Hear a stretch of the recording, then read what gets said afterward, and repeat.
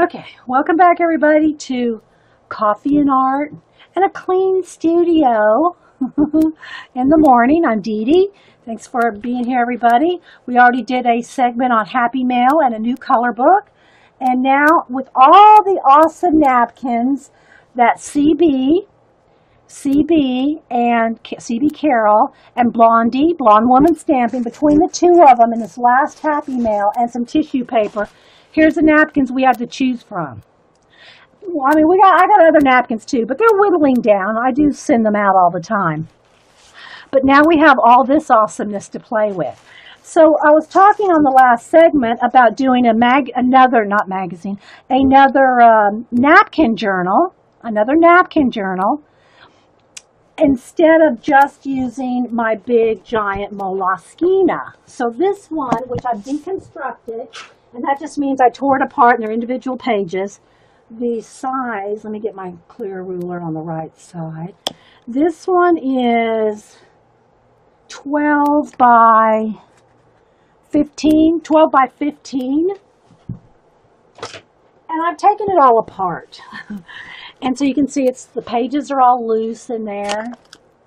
So I'll show you a couple I got to get my mind off magazine journal because that's what we did last week. Napkin journals and napkin art books. So what we're going to do, and I'll still show you what's in the big one here, but I want to use this old day book, a faux leather from what year did I say it was? 2009. My sister sent me this for my birthday in 2009, and I didn't use it for a planner date book. But now we're going to use it to make it into a napkin journal. So, yeah, there's a few pages in there that are decorative, but they're pretty much all blank. And, these are literally dated specifically for that year. So there was January, Monday the 26th. It's not like a generic, you can put any day in there. It's specifically to 2009. So, I'm not going to use it, obviously. But what we're going to do is we're going to use it, turn it into a napkin journal. Some of the other napkin journals that we've used are these big pages. And let me just pull out a couple of the ones we've used. Here's one. So this was a page out of the big Moleskine that I just showed you. The lighting got a little dark. When the sun goes over the house, maybe that's a little better. I hope we're still in focus. So anyway, this is a napkin right here, right? A napkin, then we do paint, a little bit of collage, paint, drippage. And so this is using a napkin as the base for a piece of art. All right, and we're also been doing color book pages. We've done a couple of those. Here's one where we've used a color book page from Crane. Hang on, I got to get her books. I can't remember her first name. Juliet Crane. We've used some of the pages out of the Juliet Crane Big Monster book. And, and you can use napkins, so a little bit of napkinage in there and here. And so you can use napkins and color book pages or collage images, either one or both, okay? So it's a mixed media process. The little owls are out of the color book. She's out of the color book. But we use napkins as the background. The big flowers are all napkins. And then paint, right? The thing is about doing something it's big, all right? So, you don't get a lot of, this is like a big one project at a time. Well, I want to try to do something in a smaller book like this where we can maybe get more pages, at least start it. This is going to be a brand new napkin journal. So we might not get a lot of finished work done, but we're going to start it as a napkin journal. And then we're also going to do a napkin giveaway. Okay, all right, so let's see what else is in here. So you can see here's a couple of pages where it's just the napkin glued on, okay? This is how they start. You can have them sprayed with some ink or paint, just scrape some paint on first, or just glue the napkins on and then start scraping paint and putting other things on. All right, let's see, I've got another one in here from There's another one that we did with the Juliet Crane monster, big monster girl book. Well, they're not big girl monsters, it's big monsters, and it's just all different kinds of her little, she calls them monsters, but I just think they're cute little girls. And taken a bit of that with napkins. See all the flowers? That's all napkins. All this is napkins down here. And now I painted in the clouds, painted in the background. So you add the black paint, the blue clouds, and the white. All that's just paint. So you can take multiple media and put it and make it a mixed media project using napkins, color book pages, collage bits, and paint, right? Okay, one other one that we've done with the color book page, and this one was out of the Somerset Studio color book, where we took this girl out of Somerset Studio. All this is napkin, some stamped dots there. All this is napkin. So you can just do all kinds of mixed media, right? So again, I've got all kinds of big pages partially painted and partially napkins on them in this big journal. But I wanted to, so you can see, like I said, it's big. But I want to do something a little bit on a smaller scale. So depending on what you feel like doing, if you want to do a big page, do a big page. If you want to do a small page, do a small page. All right, so let me kind of throw this to the side, and we'll start putting down some napkins. And y'all know I have this here for focus, so as we go, because the camera doesn't like, it likes to flash out. All right, one other thing I wanted to show you, and I as far as I know, I thought of this, at least I thought of it back in the day. This is at least, how many years ago? It was way before I streamed, so it was back in the scrapbooking days. And I love books that you could, do multiple things with. Well, I had all kinds of leftover papers off of 12 by 12 papers.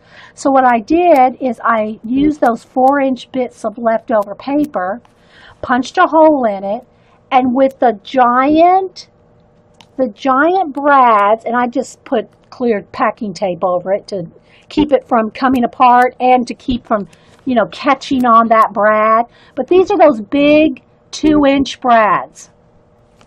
The big 2-inch brads.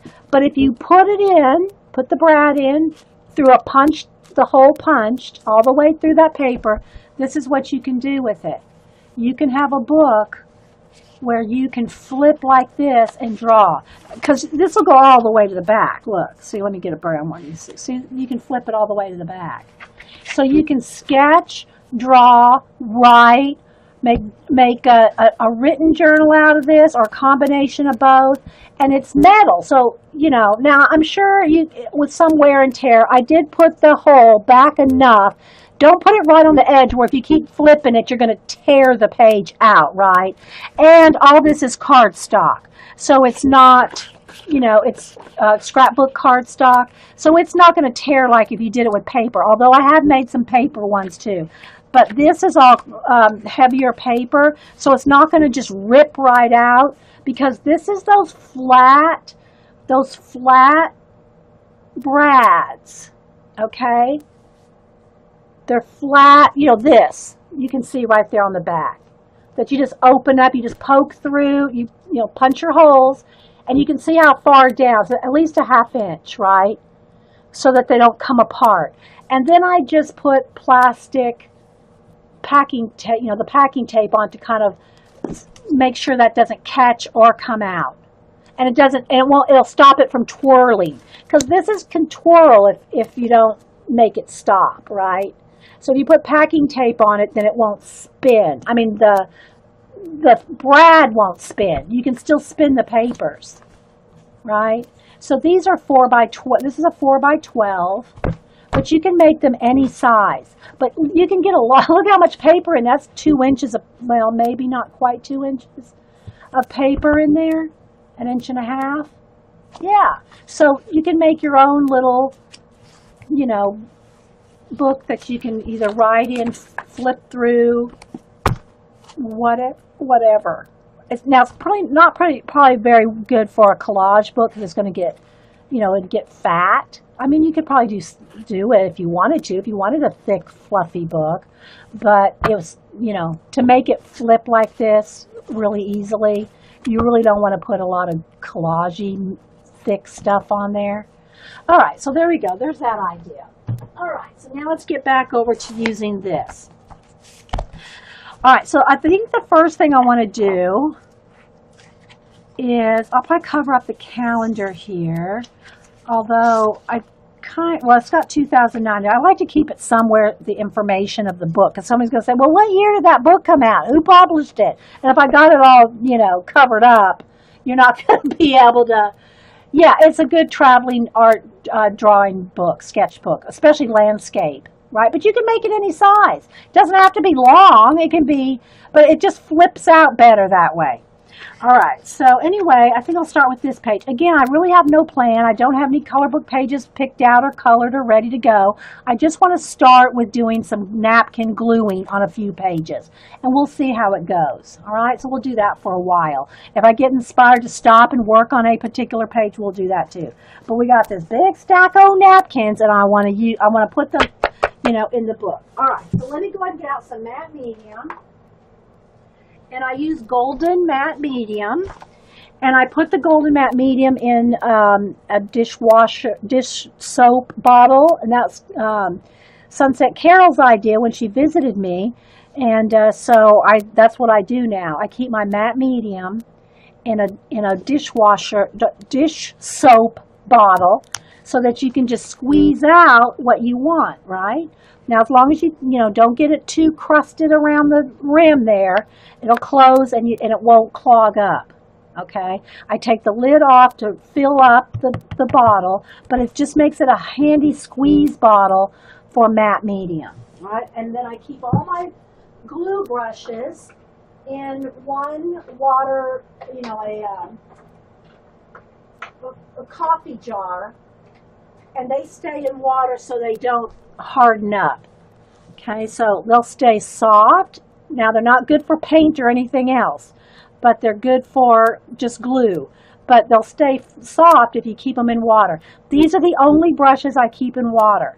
And you can see they're crusty, rusty, yucky, but they're just for glue, nothing else. I don't use these for paint, and I don't keep my paint brushes, which, by the way, I just got a new set of. Got the Artist Loft set at Michael's over the weekend because I needed some more angle brushes, and I go through a lot of brushes, and I buy the cheap ones because they are just fine for what I do with my mixed media. My nice brushes, I don't even know where I put them. Where are they? I have a roll of nice brushes for oil painting, which I put up somewhere. Now I don't even remember where I put them up. I'm not spotting them right now because I haven't used them in a while.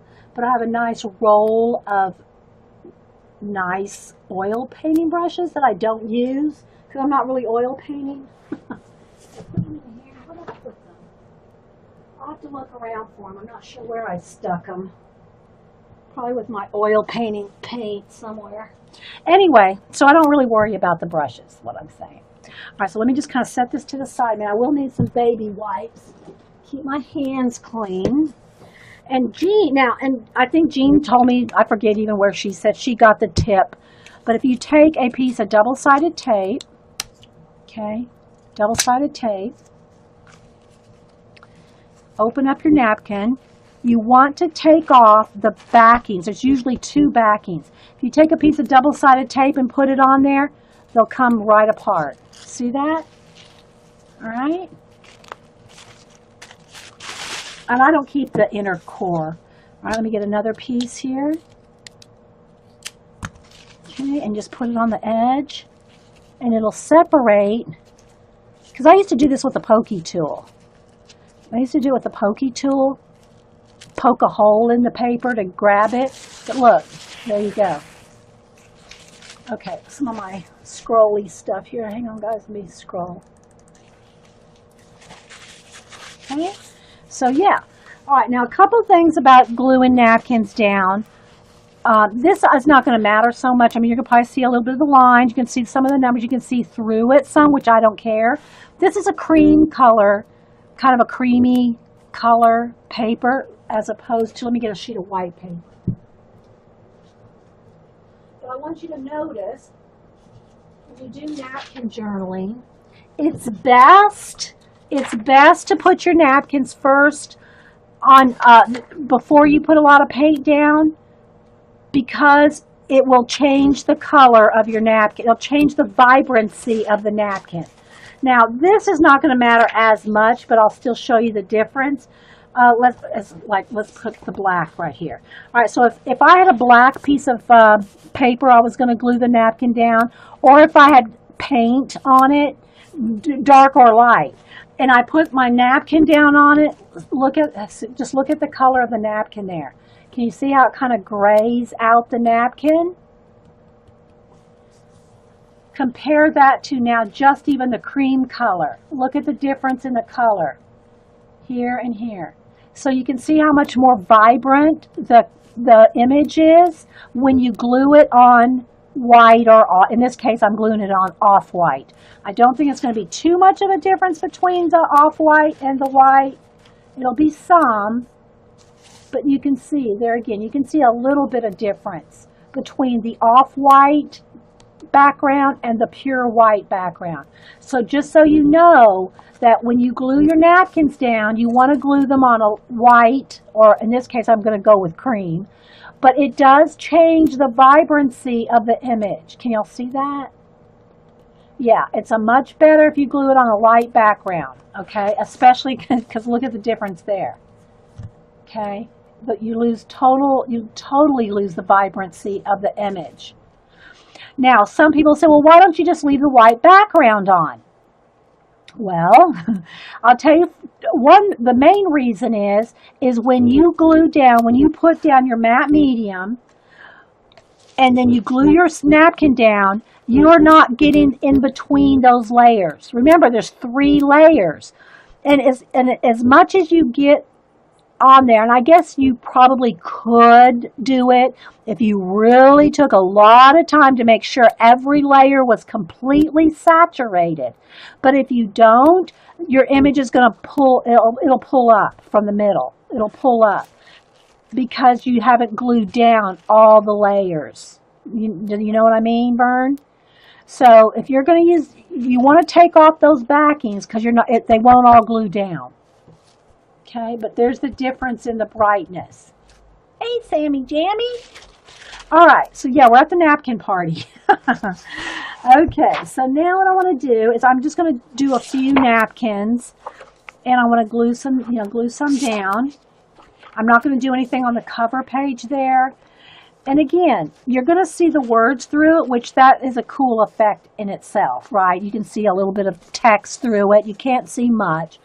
The other thing that you want to be careful of when you glue your napkin down is, especially with, how when I glue my collage bits down, like let's say I take a collage bit and I want to glue it down, I put the matte medium on the substrate, right?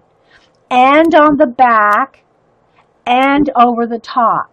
Well, with a napkin, you can't put it on the back. It's so thin, you can't turn it over and turn it over again. It'll rip. You just can't do that.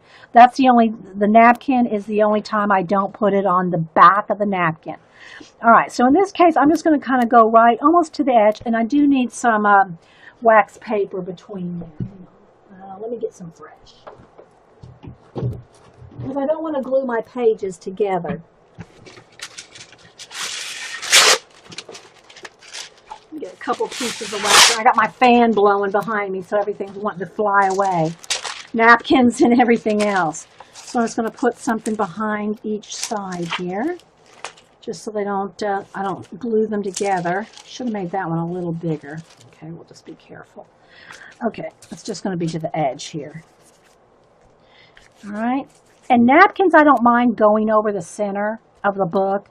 I usually don't like gluing things over the center of a book because it'll start not only getting thick, but it'll start cracking the image. But a napkin is so thin, you can go over the center spine. All right, so what I'm going to do, though, to kind of make it easier on myself, I do want a little edge along there like that. The napkin is bigger than what I want. Now, you can do one of two things. You can just go ahead and glue it down, or you can trim it and then glue it down. But I want to kind of make it a hodgepodge. I don't want it perfectly, so I'm going to kind of tear, well, actually, I'm going to cut because I want to keep these eggs kind of all together. You can tear it if you want it kind of a ripped edge, but you got to take more time if you're going, you got to take some time when you rip things, okay? All right, so I'm going to glue that down, but I want to overlay it. Okay, so first off, I'm going to put some matte medium over the top, and you got to be careful. See how it's tearing right there? It'll tear real easy. You got to be gentle, gentle. Okay, but I want it to be, I don't want it to be like the perfect square of the napkin. I'm going to overlay, put another layer kind of half over this egg, okay? All right, so I'm going to put some there. And I want another kind of strip here, not really trying to match it. Just want I want some layers of eggs. So I'm just going to keep layering it on. Got any questions? Put them in caps. Thanks everybody for being here. We're making a brand new napkin journal. Again, I'm going to do a lot of gluing today, and I'll try to maybe do one page as far as like a finished page. But I want to, and this is what I would do if y'all weren't here. I would spend a couple hours just gluing a whole bunch of napkins in, right? So I'm going to take this, and while this is all wet, I'm just going to glue another strip on the edge there. And what we'll do is I'll trim this off after I hit it with the heat gun, okay? And you can scissor it or you can tear it. Either way, you'll see that'll just tear right off. Either way. All right, but I do want, and you can't take a, what do you call it, card. You know how I scrape down my collage? You can't do that with napkins. You can't take a card and scrape it down because it'll just rip it all up. It'll rip it. Rip it good. Bye, AJ. Thanks for stopping in. Anybody else I might have missed? All right, so this is what we're going to do for a while. Just make sure it's all glued down, and it will have texture. It's not going to be, when you do napkin journaling, it's not going to be flat. No matter what you do, you're going to feel the texture, right, of the napkin. It's just the nature of napkin arting. Okay, oh, got a little bit right there. I want to just kind of make sure I've got everything mashed down. Okay, now I'm going to hit it with the heat gun.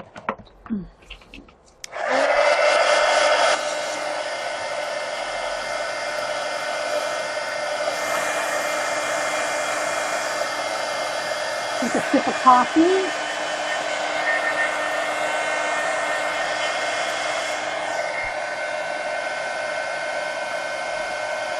Would they bump the price up, Carrie? I missed that. Texture is good, yes. But then what you can do on this page, I'll give you an example here. As soon as I finish drying, it does take a little bit to dry because it's almost like cloth, right? It's almost like fabric. Oh, deli paper, yeah. It's almost like fabric, so it takes a little bit more to dry.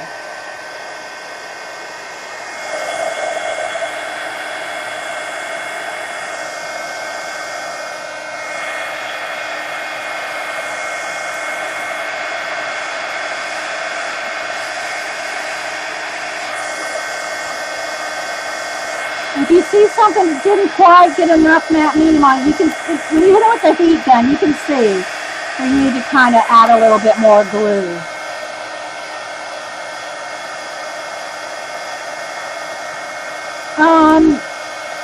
Yeah, I'm sure you can wad it up in a knot, like you could paper and then smash it out. But I don't really want to lose all the detail of the images. You know, even though I've overlaid them, I can still, well, we'll do one like that just to test it. I mean, I don't want it so textured I can't collage on top of, right? Because that's what I'm going to do with it, is I'm going to add layers on top. This is like the background layer. Can you hear me okay, Carrie? Does it sound all right?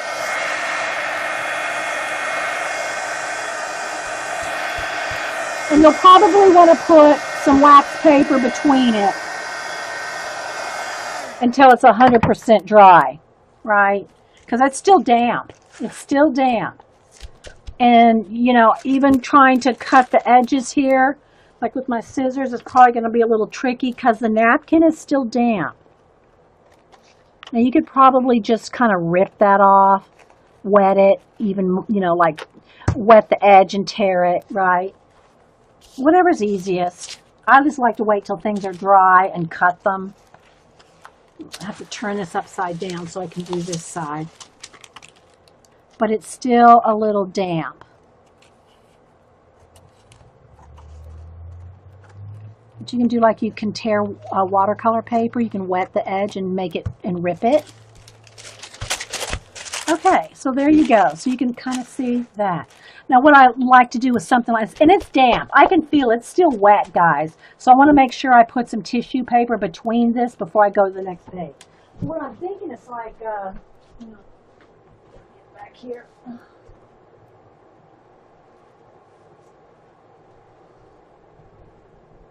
And the inspired, like the inspired nature, which I've already cut a bunch of stuff out of it and used it.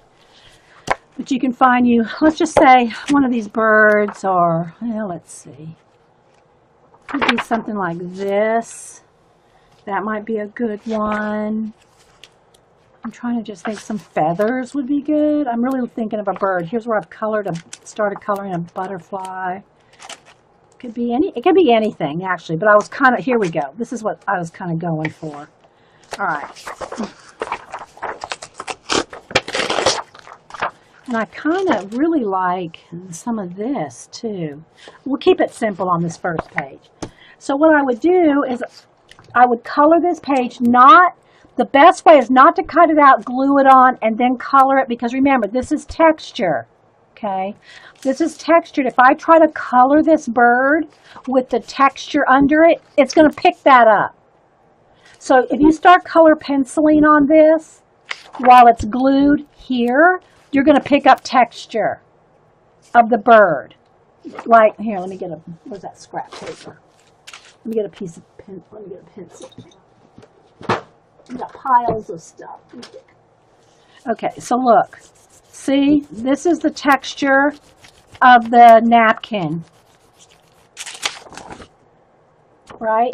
There's the texture of the napkin. If I try to color a bird, if it's glued down in the book, I'm going to get all this. You're not going to get a smooth color, a smooth blend. So you want to do your color book pages or color book images. Color them separately, right? Color them separately, then cut them out and put them on. Now, I'm not going to glue them on. I'm just going to cut them out to put them on the page just so you can see how you can use them on the page. And I should get my littler scissors out.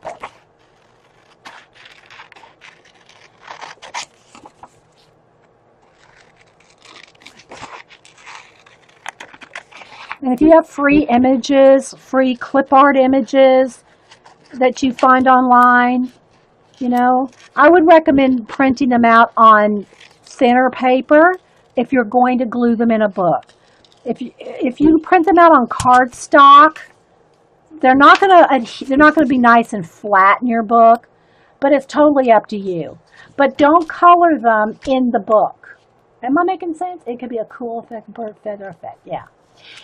Okay, so I might color him, put him in here, put my own branches going across, paint my own branches, paint my own sky, because I don't mind covering up some of the napkin.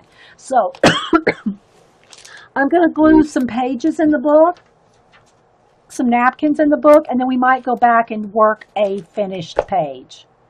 with like putting in our own trees or something and our bird, just so you can kind of see. Okay. But anyway, like I said, it's best to color it on a, on your smooth surface or even in the book, then cut them out and use them as an image. Or if you have a clip art, free clip art or whatever, you're cutting out. It could be a bird out of, it doesn't have to be a color book page. Let me get a,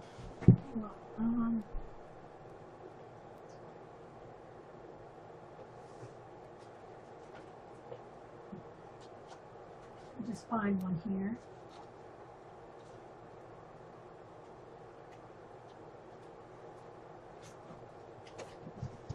Okay, so here's a bird out of a calendar page.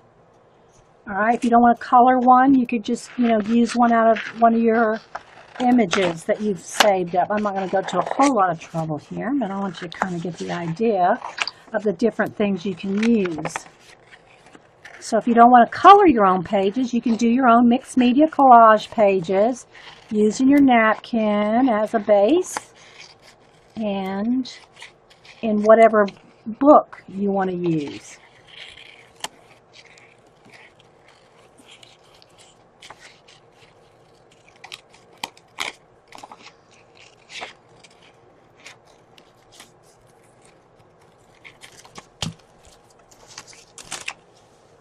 So whatever you decide to do, right? Now, if I was going to use something like this, that's this colorful and contrast, because you'll kind of get lost in there, is I'd probably paint some of this out so that he would stand out a little better. But it's totally up to whatever style you're liking to use, right? So I'm going to set these two birds aside for now. And again, I don't want to glue these pages together, so let me get some more scrap pieces of wax paper.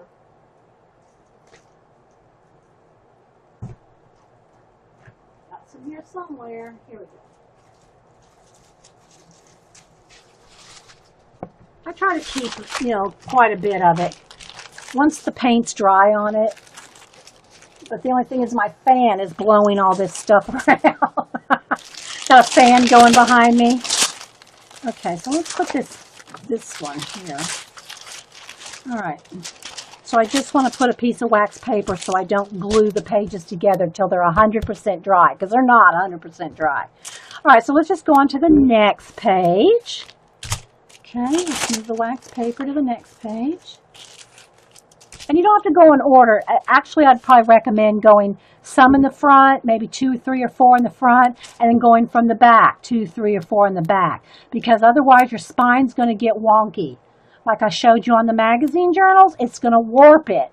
So you probably want to go front, back, front, back, front, back. If you're going to just do a whole book like this, when you work on moss with those little images, I have to sweat because the fan blows. I know, right? Well, one of the things about where I'm sitting right now, Vicky's my high back chair, is blocking the fan. But if I turn my chair at all, the fan reaches the desk. So yeah. All right, so let's go with this. I love this one. And I'm not going in any particular order. I'm just going to pick out some, want to use some napkins. Let me get a piece of double-sided tape. I think I'm going to have to get another roll out. This roll's almost done. Double-sided tape, just to grab and separate the bits, right? There's the first layer. And I know some people save this. If I was doing a paper pulp, you remember when you could do paper pulp and put them in the little molds and make your own little paper pulp molds? This would probably be awesome if you're doing paper pulp molds, but I'm not, so I'm not keeping that. Yeah, okay, so I'm going to take another piece of double-sided tape and separate the second layer. Okay, and it just usually, you just grab it. It usually comes pretty much apart pretty easy. Now, did I put it too far in that I can't grab it? Come on, baby. Come to mama. You can do it. There we go. Oh, that one's not wanting to separate as easily, but there we go.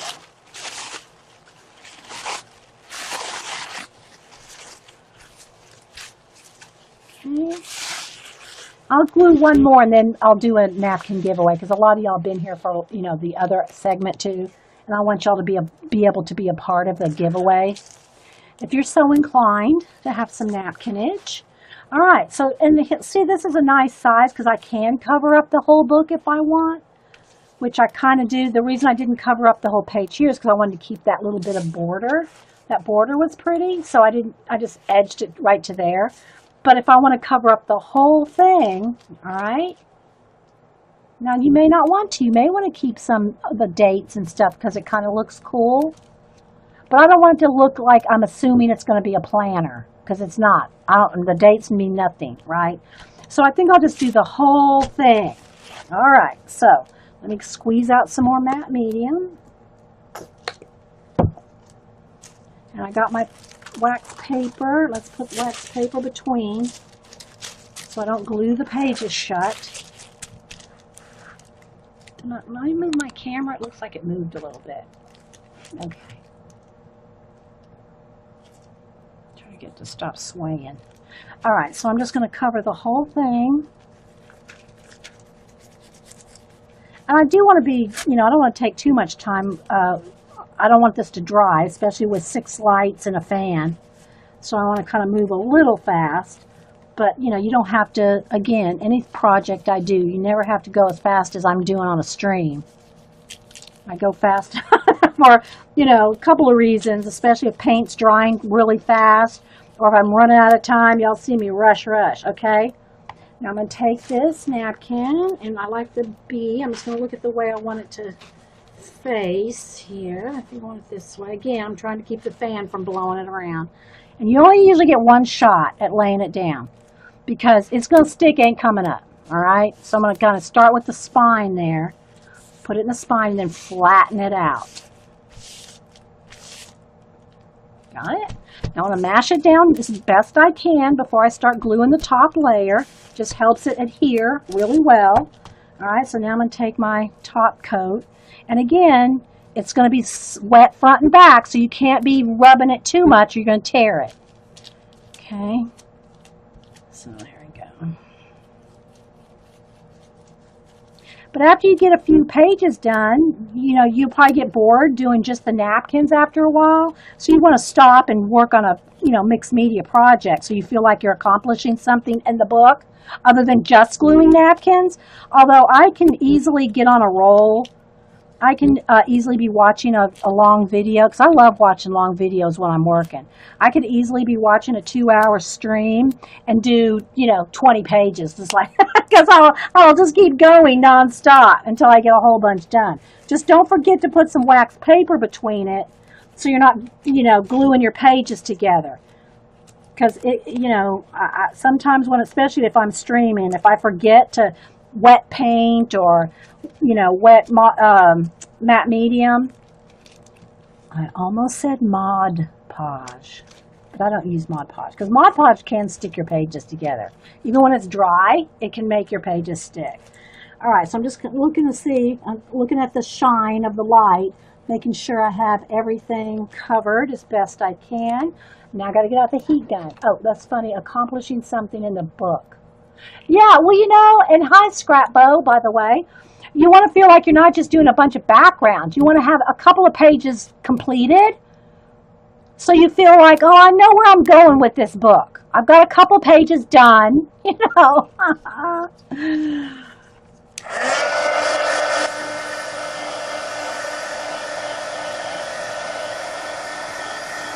Thanks, Vicky Schultz. We got a lot of Vickies. Yeah, I think you've left me some comments, Vicki. Thank you very much. I love YouTube comments, and I try to answer my YouTube comments. Now, on Sundays, I usually don't get to it on Sundays, but maybe Sunday nights. But I try to answer YouTube comments at least once a day. I try to answer comments at least once a day.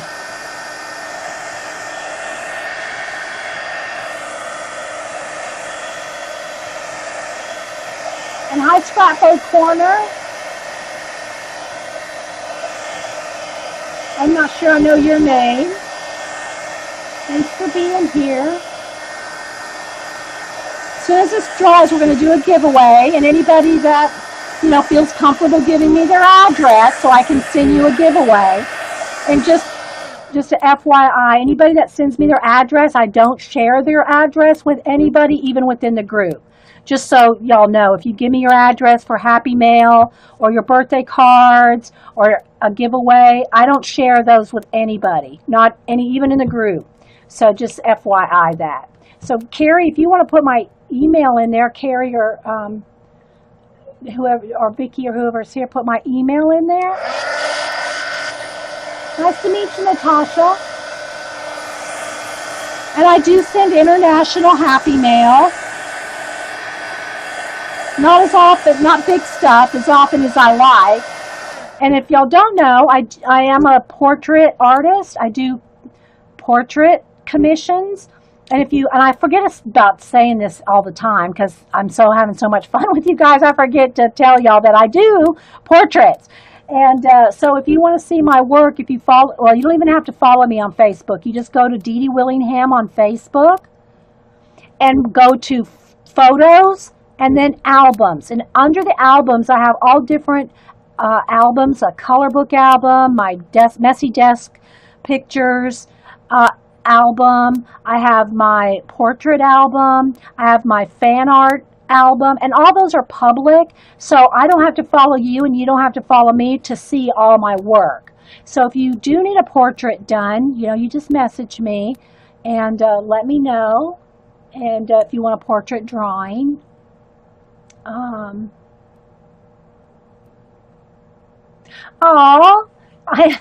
thanks, Purple Angel. Thanks for being here. Thanks, Scrappo.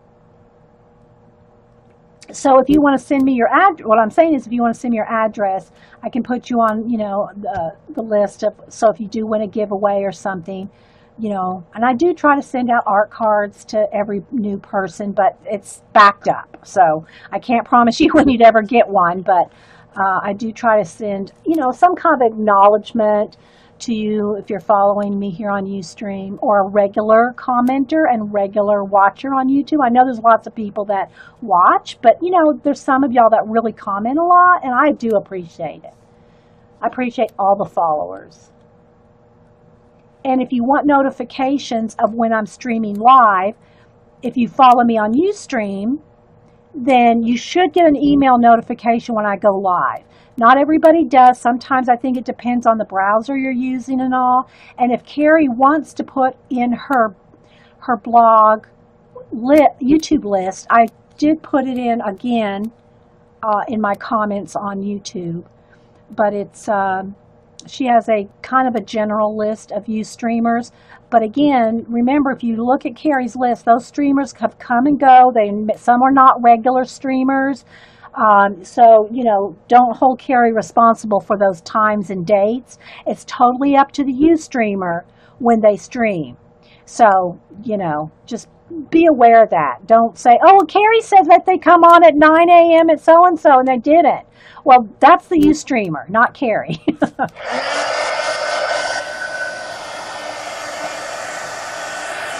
So just so y'all know, if you do want any portraitures done, pets or people, then let me know. Yeah, and Sarah said, and some of us never stream on time. So if you follow each individual Ustreamer and they go live, you should get an email notification. You have to have that set though in your profile or whatever, that you want notifications. Because otherwise, I don't know that you just get them automatically. I think you have to check, yes, send me an email when that person goes live. If you click the follow button for all the Ustream channels, you can see them live on the following page: ustream.tv/home/following. Can you tweet that to me later, Carrie, so I can remember?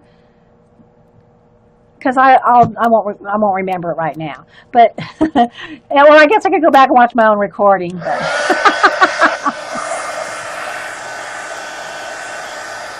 thanks, Carrie, for that info.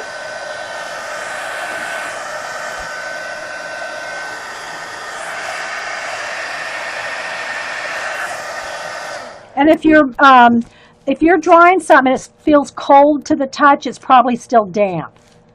Okay. All right. So now I do have it kind of glued a little bit to the wax paper, which will just kind of peel right there on the edge. I don't want to tear my paper though. Here, let's go. My page. All right. So now I'm going to go ahead and trim off. And again, you could just wet the edge of this, the napkin, and kind of tear it off. But I just would rather cut it off. It's just as easy. All right. So I'm just going to go around here. And I do want to recommend cutting it or tearing the edges off before you go on to the next page, or you're going to find yourself gluing all your pages together with excess bits of napkin. Go to the next page and you got little bits of napkin. You're going to be gluing your pages shut a lot easier than if you had just trimmed them off.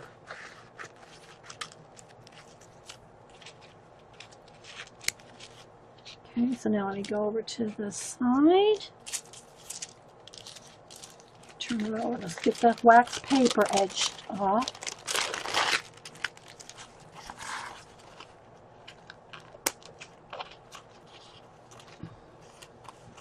And like I said, this can get tedious if you're doing, 20 or 30 pages or more.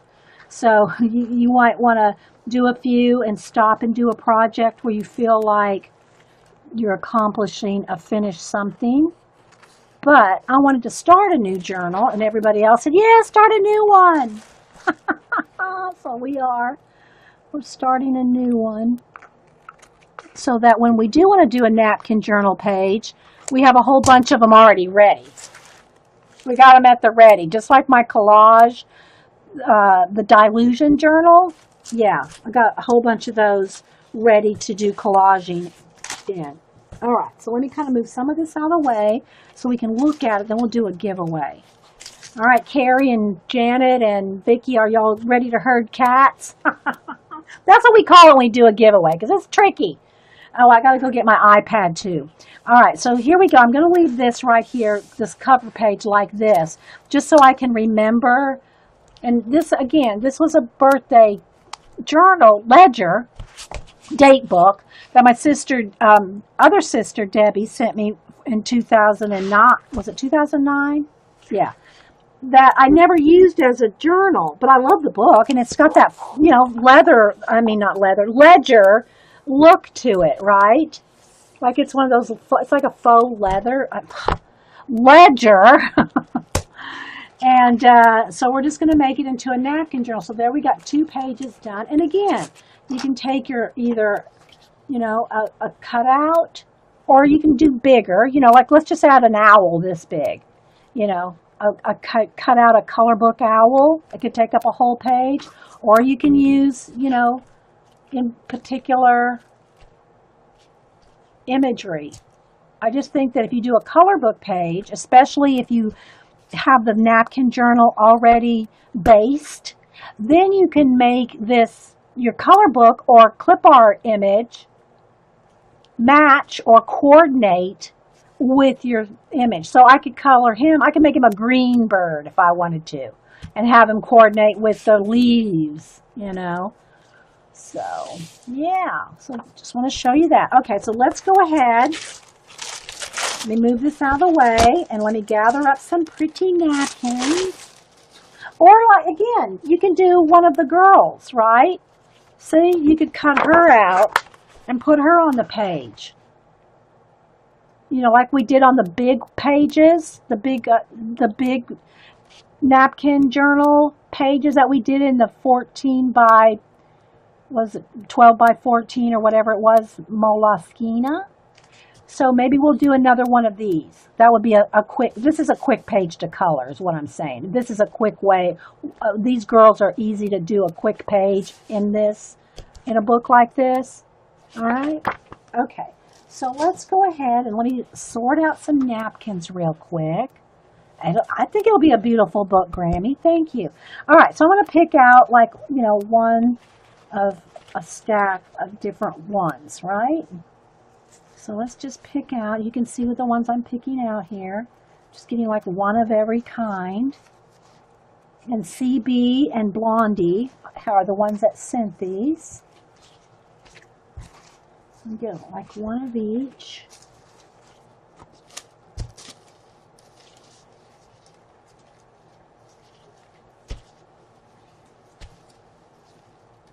So did I get one of these in here? No, it's one of those. One of these. I'm trying to get one of every kind. This bird one. Then that's the tissue paper. Let's see, did I get one of these? This.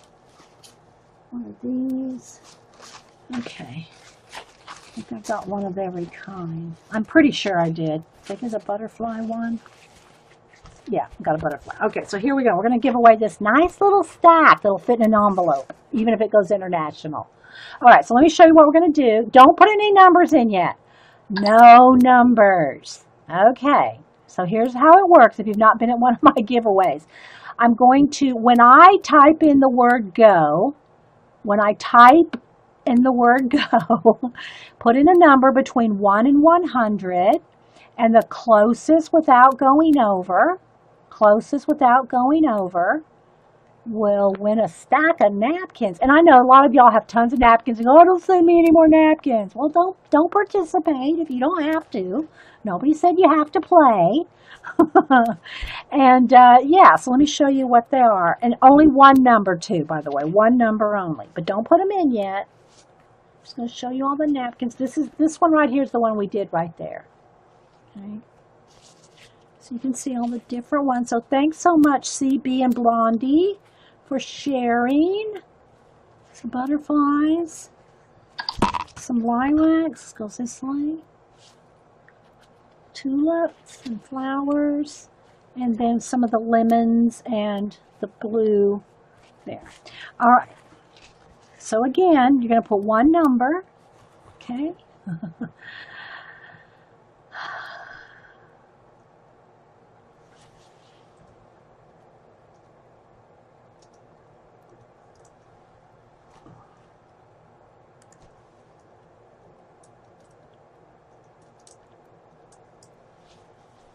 Okay, there you go. All right. Now, let me go get my while everybody's putting in numbers, let me go get my iPad so we can do random.org. Hang on, guys.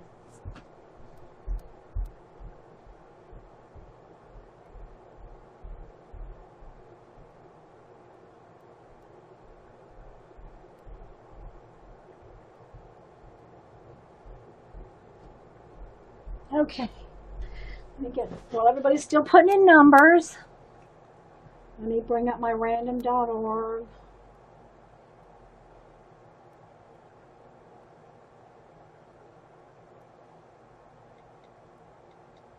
So everybody can see.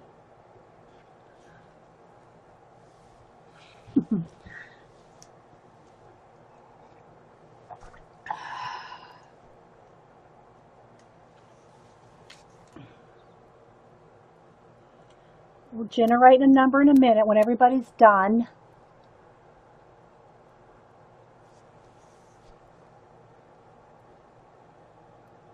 One number only. Yeah, one number only.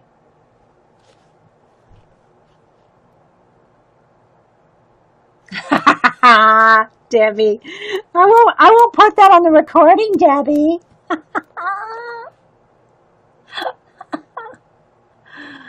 Okay, I'm going to wait for another 15 seconds. And when I don't see any numbers, I'm going to put in stop. Everybody should have put in a number by now.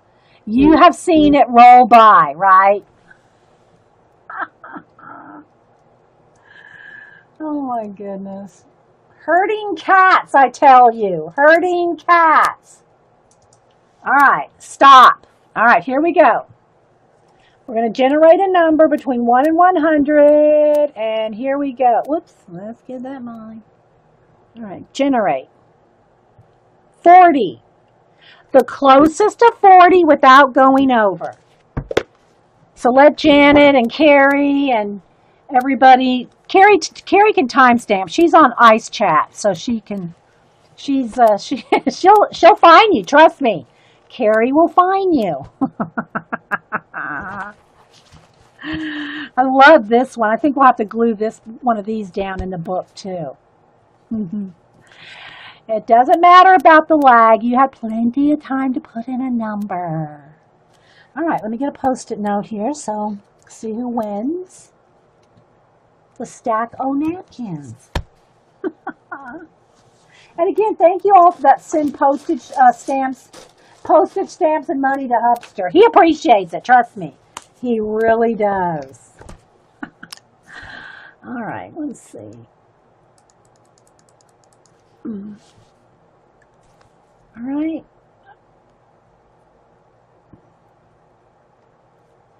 I haven't got the results yet. Okay. Who was the first one that had 39? Who was first that had 39? Carrie and Vicky. First person without going over. It's the first person. Wait, I'm waiting on Carrie. Let them look, guys. Let them look at the timestamps, okay? Because, I mean, there could be 20 of y'all that put in the same number. So it's the first person. Sandy with the P. Okay, so P. Sandy. I think she's in UK. Or is she in Canada? No, she's in Canada, I think. Sandy with the P. Okay, P. Sandy. But, however, Crafting Amy, I think you're new. If you will email me your address, I'll send you a little happy mail too, because you're new. Crafting Amy, I don't think I've ever sent you anything. So send me your address, Crafting Amy. But Sandy won the napkins, but you might get a napkin too, or two. So yeah. Okay, so yeah. Crafting Amy, it's A-I-M-E-E. Crafting Amy, send me your address, okay? And then these are all going to Sandy with a P. Did we get that sorted? Both of y'all. Now I have Sandy's address, but Crafting Amy, if you'll send me your address, I'll send you something too. Okay? I try to be Janet. It's kind of the way I roll. Okay, so yeah, Crafting Amy. Yeah. Need address. Need address. Need adding. Okay. Did we get it? You're welcome. All right. So I don't know if you have my email there. Carrie can put it in again. So Sandy, congratulations on the napkinage. I hope you're going to make a journal with it. Okay. Now, oh, thanks, Peggy Sue. All right, so let's get back to this. Let's glue. I'm going to glue one more page down, and then I think we'll go ahead and let's do a quick color book page out of here, and glue her down, and maybe make a little mixed media project out of that, right? All right, so this is what we got so far in the day book.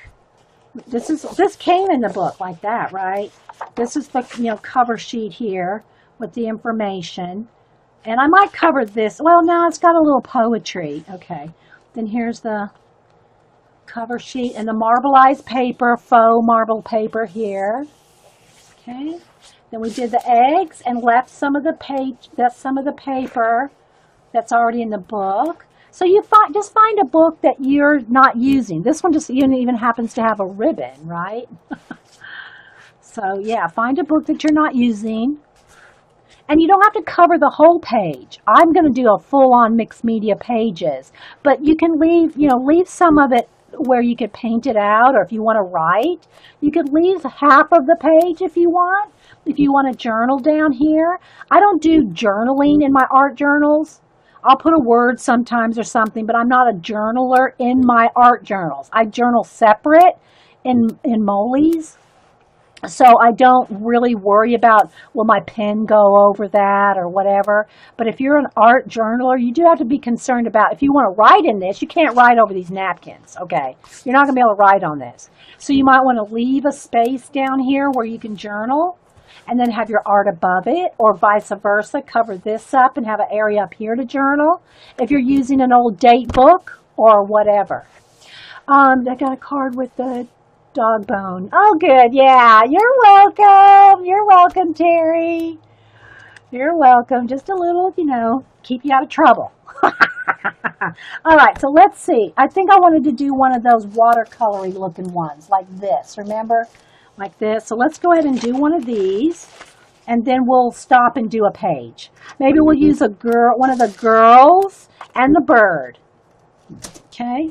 We'll see. All right, so let me go ahead and get a little piece of, see, I knew this was about out.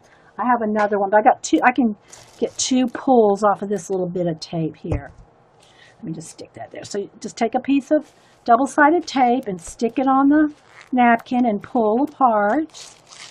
Okay, so there's the first layer. Okay, take another piece of tape, stick it on there, pull it apart. Again, Jean, I got this tip from Jean, and I don't know where she got the tip. She probably got it from somewhere else. I don't know, but I got it from Miss Sassy Pants. All right, let's see if I can grab it now. Come on. Come on. I'm trying not to tear it, too. There we go. There it comes. Don't want to tear it. Well, it doesn't really matter if I tear it because it's going to be journaled all over, right? All right, I did tear it. That's okay.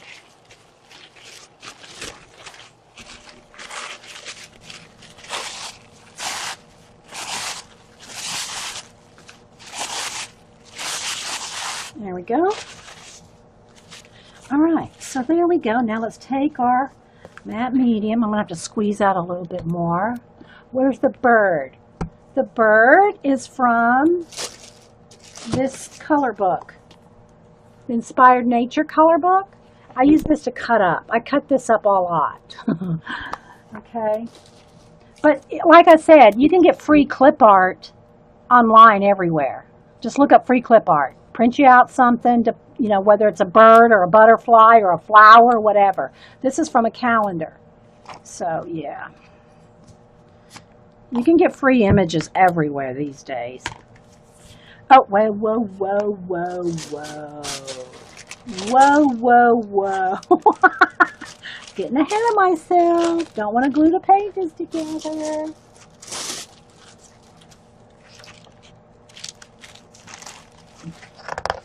All right. Almost glued them shut.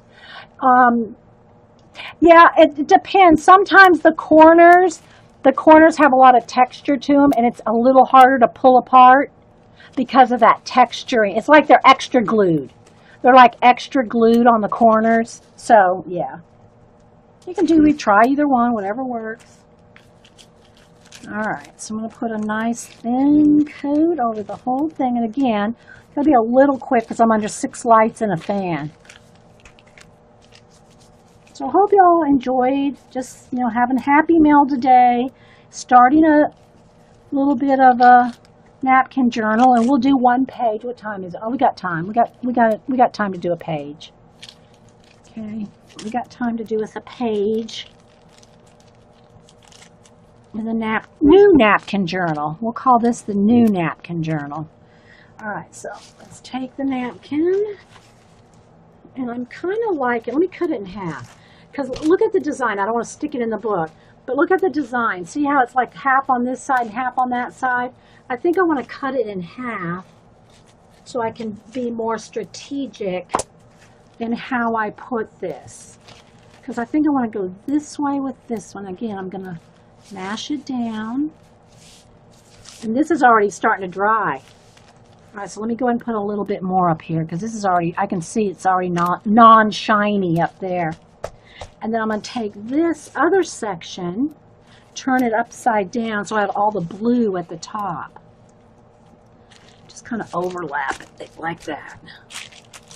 See? So I have from here to here. I usually start at the corner, and it works better. Don't know why. Okay, well, that's good to know, Peggy. And hi, Peggy Sue, by the way. Yeah, Peggy Sue, you had some happy mail go out, too. Sent you a couple of the little paper clips. I try to remember who I've sent what to, and sometimes I'll write it down. Sometimes I forget to write it down. But I try to think of all of you guys every now and then. Every now and then I think of you. I don't think of you all the time. But oh, you're welcome, Iffy. Okay, so anyway.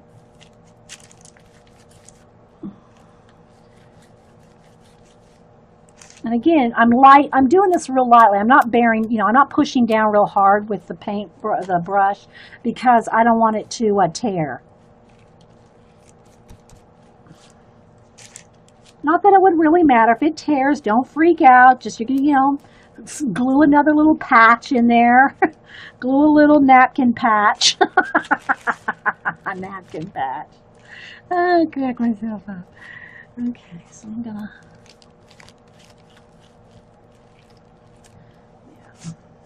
I will not be doing any musical interludes like APG Jamie. I think she had to go, but yeah, she's still here. APG Jamie. If y'all haven't followed her on YouTube, she does musical interludes. I do not sing. I try not to even hum. But yeah, if she's still here, she needs to put her link in there. But she does musical. Oh, no, don't make me do it. Okay. All right, so there we go. So I'm done with the matte medium right now. So I'm gonna put my brush back in the water because this will crust over and dry. Not that it matters, because these are my old paint brushes that I use for glue brushes, right? So when a paintbrush goes bad, it turns into a glue brush. But I want to put it in the thing of water that I keep just for glue brushes, because it'll get hard in a matter of minutes. All right, so I'm gonna dry this, and then we're gonna trim it.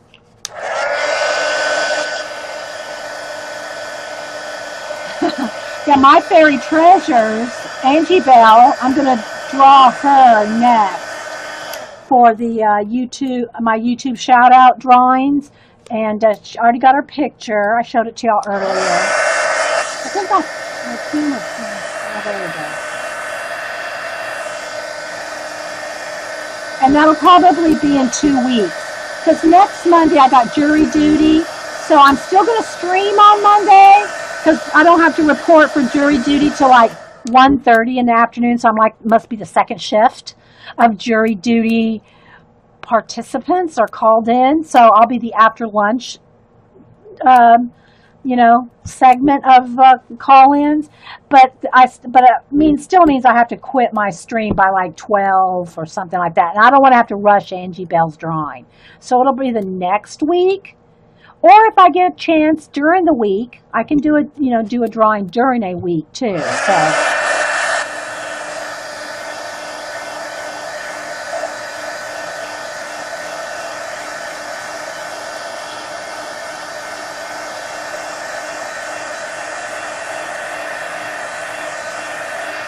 yes, APG Jamie is a hoot and a half.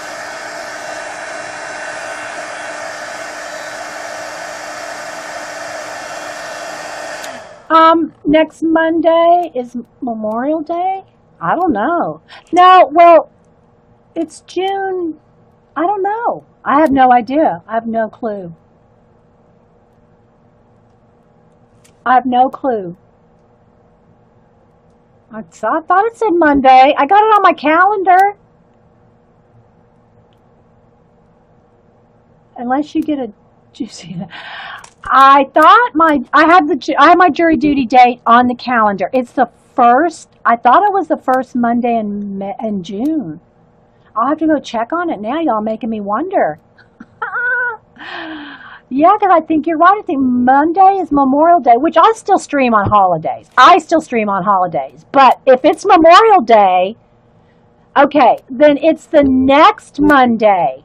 That's right, because I wanted to do Angie Bell in June. And the first Monday in June, I don't know. Maybe it's the first Monday in June is my day. I'll have to go check the calendar now. Whatever day my jury duty is, it will be a short stream, is what I'm saying. But it's June. Thanks, Jean. Yeah. But I wanted Angie Bell to be my June drawing. Okay. And for some reason, I thought next Monday was June 1st. So she'll be the first Monday in June or during that week, depending on how much time I have. No, I haven't got called in yet. It's just my first initial call in. You get called in first. It's just the initial. I haven't. Might not even get on a trial or anything. Right? It's just you gotta check in anyway.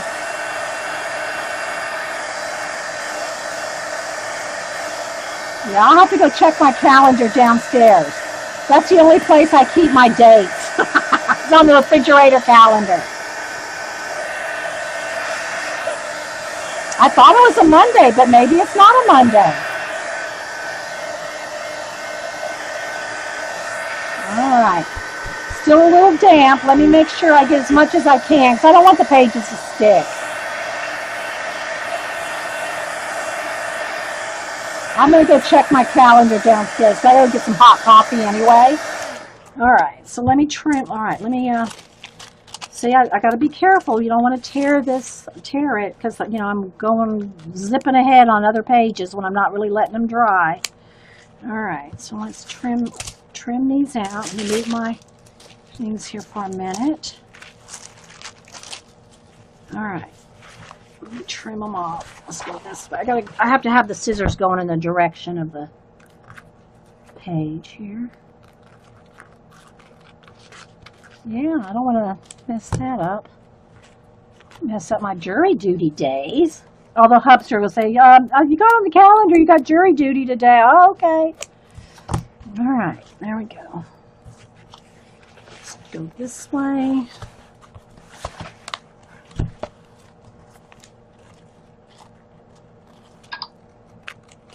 Trim it because it's got rounded corners, so I'm trimming the rounded corners too.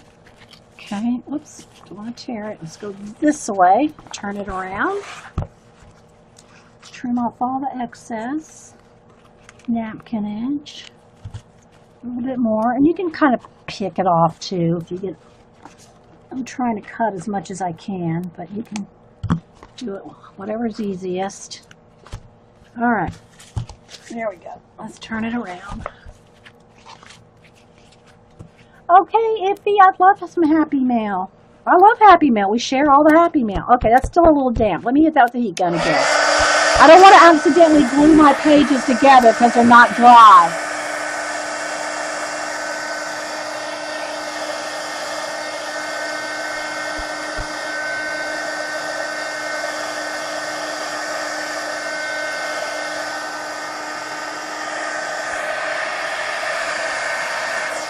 Do the back side too.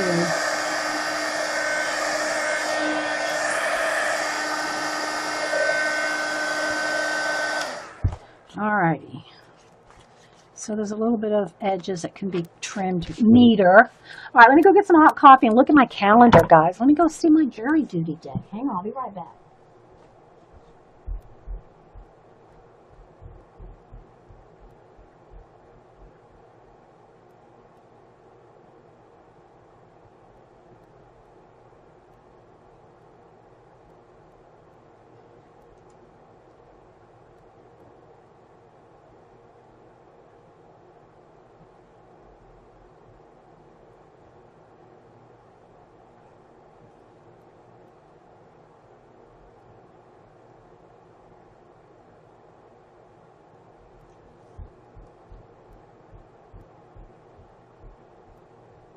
Okay, the first Monday in June is the 6th. So that's what was confusing. It's the first Monday in June, which is the 6th, is my jury duty. So it will be the next Monday or during the week, depending on, my schedule and depending on if I get jury duty, right? As far as drawing my Angie Bell portrait. The first week in June. I should say, yeah. No, jury duty's the 6th, Monday the 6th. So after that is when I will be doing the next portrait. Yeah, because it's for June. I try to do one a month. I'm trying to do one a month. Okay, so let me put this bit of matte medium away. All right, so let's see now. Pick up some of this stuff so I have some space. Take a sip of coffee. Flowers popping off the page, yeah. I know, it looks good, doesn't it? So I have to decide whether I want to do this page, though, or this page with one of the girls. With the, one of the big monster color book girls. And maybe a bird with it. We can put a bird on it. Put a bird on one of, in her antlers. So, like this, if she was down here, the bird could be up here. That's kind of cool.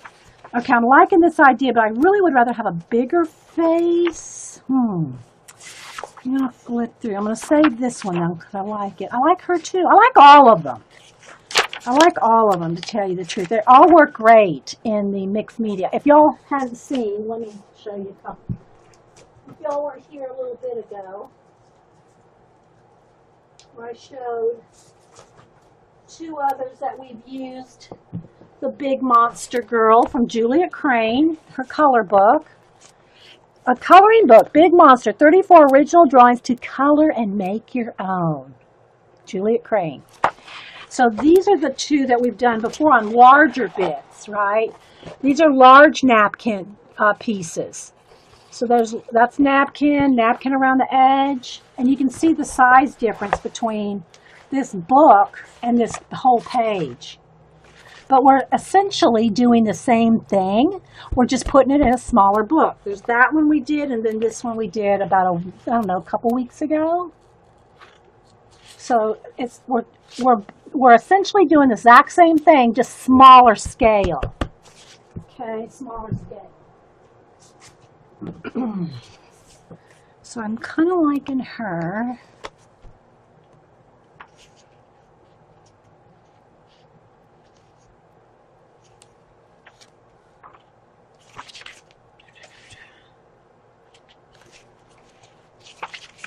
Any of them will work because, because I'm going to put the girl on this side and the bird on up here, right? So it's just a matter of which girl I want to pick. Because I'm going to carry the branches all the way up. I like the little house. We can cut the little house and the moon out and do that as part of the thing too. I'm liking that one. And she's kind of looking that way. Although she's kind of giving him the eyeball. Oh, I liking her too. This one might be better because it's less jumbly. And see, it's going to go up into here. So this one might be better. Okay. This one will work too. Oh, any of them will work. I'm liking the look on her face.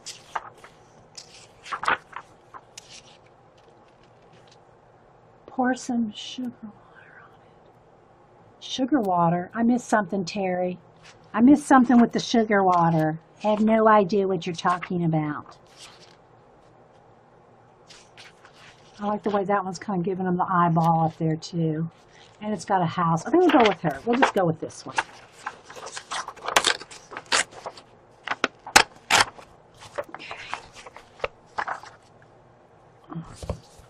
I'm going to mostly put paint on it, but if I do any shading with the face, I want to put it on top of a color book or something nice and flat.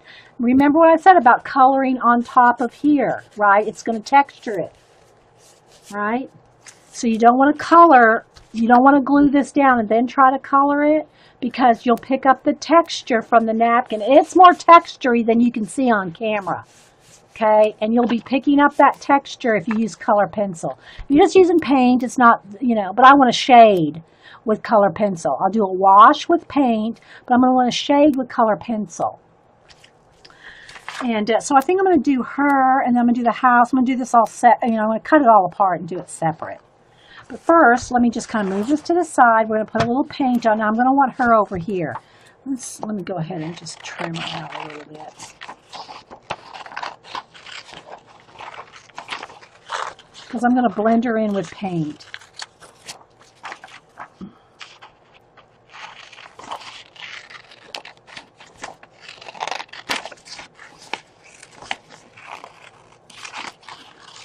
So I can kind of position her where I want. She's going to kind of be right in there, so I'm going to cut some of that off because she's not going to go that far to the edge. And then I'm going to draw in my own branches where the bird is going to sit up here. Okay, the bird's going to be up there. Have the branch come across here. So it's kind of sitting in her hair, or her antlers rather. It's on Woe, Suzanne.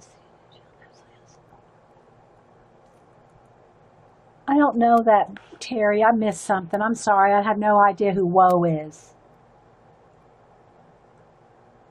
Okay, sorry. Y'all are talking about a channel I'm not aware of, I guess. And I want this little house. It's kind of maybe down in here somewhere. Right down there with the little butterfly right above it, maybe? I hope so, Vicki. We'll see. Because all this page is going to be so cool. Well, you know, we wing it here. For the most part. You know, and I do like the moon. I do like the moon. But I think if we're going to do the moon, we'd probably just paint it in somewhere. I don't know. Maybe it could, the crest, I wouldn't want the crest moon to go off the page like that way. I'd want it to go this way. But I think we might just paint one in. We'll see. But I'll leave it here just in case. All right, so now what we're going to do is just take this off, take these three things off right down here so I can paint them and color book them. Now, if I start shading with color pencil, I'm going to put the book under them. So I have a nice, smooth surface. Because even my desk is crunchy, right? So I don't want to color pencil. I don't want to color pencil on the roughness of anything. Oh, her! Okay. For the love of Kroger girl. Okay, I didn't know her name was Suzanne. Sorry. I know I was the one that showed you the link of her last week, but I forgot. I didn't know her name was Suzanne. Okay. She is hilarious. That at least the Kroger video one was. Okay, so let me get a thank you for clearing that up for me. All right, so I'm going to get a palette here. And I'm looking at my colors here. Let me just kind of lay this out again just to kind of decide what colors I want. Okay. I'm not sure what color I want. Do I want the bird to be, maybe the bird could be, or she could be purple. No, I kind of like the bird, the idea of the bird being purple. Because there's just a little hint of purple. They could both be purple. They could both be purple. You know, her outfit and the bird. It's like she's eyeballing him like he's dressed like her. Why are you dressed like me? I'm wearing purple. Like Snap. I think we'll do purple. Okay. We'll do a purple. Now, let's see. This purple, I kind of want this purple. This one's almost gone too. Do I want this one? I kind of like this purple too. I actually like this one better. I actually like them both. I think I'll do a little bit of both. This one, I'm going to have to get a new purple pizzazz. Because I want to put a little purple pizzazz out. And a little dioxazine purple. I'm going to do a wash, right? I'm going to do a wash. So let me just get some water. Kind of wet it down. If I brush. Oh, I got so much new stuff. You can't get to anything. All right, let me move all these napkins off my table so I don't get them all wet with paint water.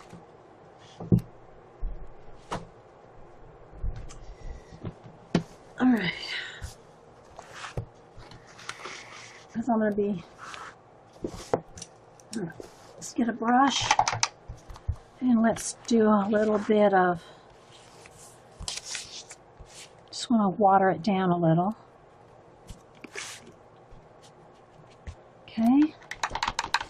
Same thing for this one. I'm just going to water it down.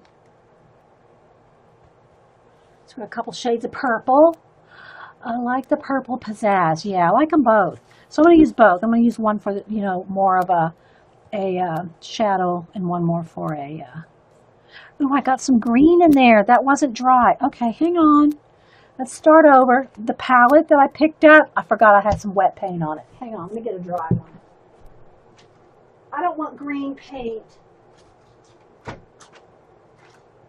me get a dry one. I don't want green. I'll have brown if I do that. With the purple and the green, I'm going to have a nice pretty brown, which is not what I want. So let me start over. Get the two purples again. Because I forgot that palette was wet. All right, here we go. All right, so now we're going to water that down. Water this one down. Blondie tweeted that her and Katie. Oh, hey Blondie, thanks so much. Yeah, this is the second segment. We did a whole Happy Mail 2 hours. So yeah, make sure you watch. We appreciate everything you sent. And we're doing napkin journals. I guess you figured that out. All right, so, and I'm going to do some shading with color pencil. I'm just going to base coat it on here. And again, you know, I'm not going to spend 4 hours doing this, right? So I want the dark purple on the chest.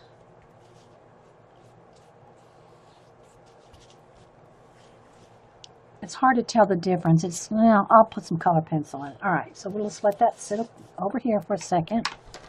Okay, I think I'll do a little purple house. Just going to put a little bit of a wash on the little house, and we'll do some detail with color pencil as it dries. Okay, got a little purple house there. And then her, let's do this side of her dark purple. Kind of like she's got the same clothes on as the bird.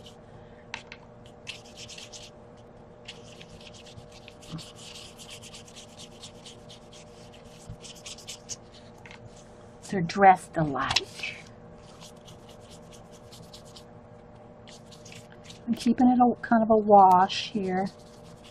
I wanted a watercolory look, you know, because that's the watercolory look of the napkin we're using. And this will all be painted out with another color once she's glued on. Because I won't be shading in here with pencil, so I can glue that down and not worry about trying to color in that with pencil. And then her little crown. She's got a little purple crown. Reminds me of APG Jamie.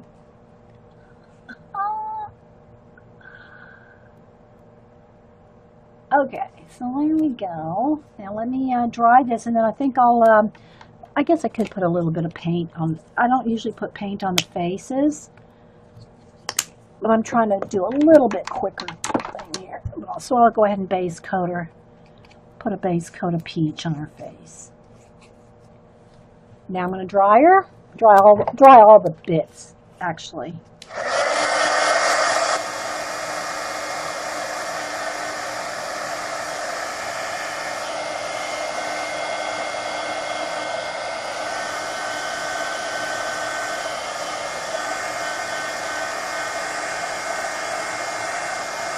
She's royalty. Yeah, Purple Angel, yeah.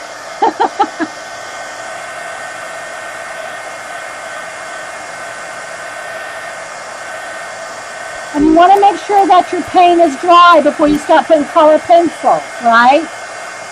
Make sure it's dry.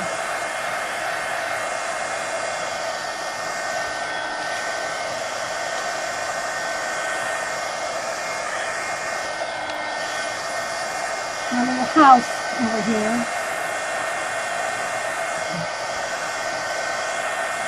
Okay. So, doesn't matter if it curls a little bit. We're going to glue it all down. All right, let me move the paint. Let me move the book. Let me get some pencils. Stacks of paper. Throw that on the floor. Wax paper. Move this tray of pencils. Get to this tray of pencils.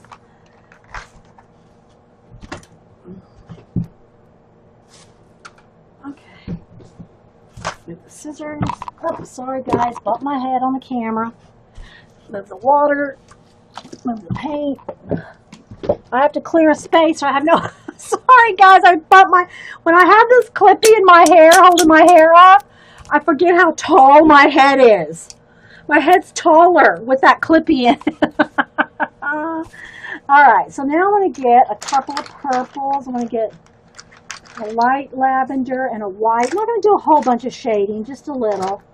Where's my white? And then a peach for her face, maybe some little peach, some pink cheeks, and a peach color to shade. That's pretty much it. This is all we're going to do. Now, let me get a paper, I was thinking of you, Dee, when I finally filled your pencil. I saw that. I liked it, Carrie. Carrie did her pencil tote. No, this might be too. Maybe I want a lighter peach. Carrie did her pencil tote. And it's all full to the max. Full to the max. All right, you're not probably going to be able to see much right here. I'll hold it up to the camera. I'm not doing a lot of shading. It's going to be very minimal coloring done. Stay over there, little bird. Minimal coloring.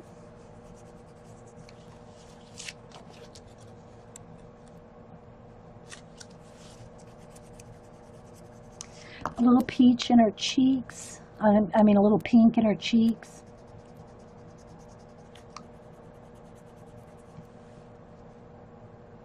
Maybe a little pink on her lips. Blend that in a little bit.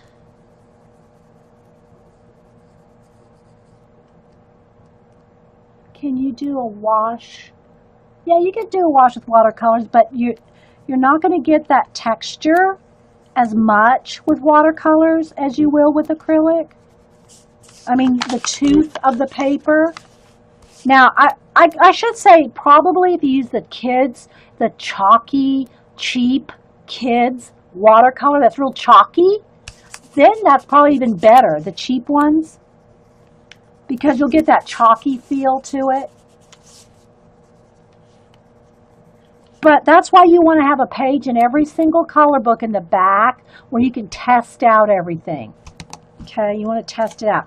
But the reason I like putting the acrylic paint is because I've shown you 1,000 times, and I'm not fussing, I get the teacher voice, but I'm not fussing, is that you can't go over dark color pencil and get the pure white back. Like for instance, here's the little house, right? That's got acrylic paint on it. If that was colored with just purple color pencil, you could not do this. See how white that gets? You can't get that if you have color pencil. I'm just going to do a little highlighting on there. And maybe put some, let's put some orange in the window like it's glowing. Like we got a glow from the inside of the window. And maybe in the door too. Put a little orange. See?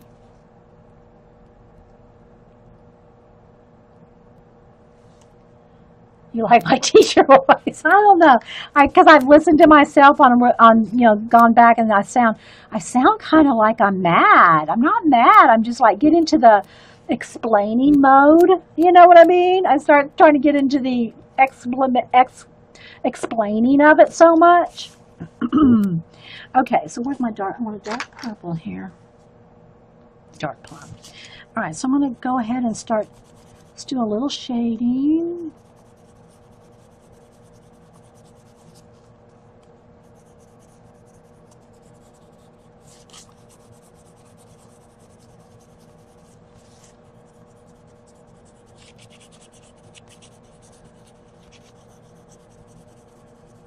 I'm barely touching, guys. It just doesn't take any pressure at all to put pencil over paint. No pressure at all. I could practically hold it with 2 fingers and you could see it. It's just no pressure at all when you go over paint. Now I'm going to take my lilac color and kind of blend that. Again, I'm not going to do a whole lot.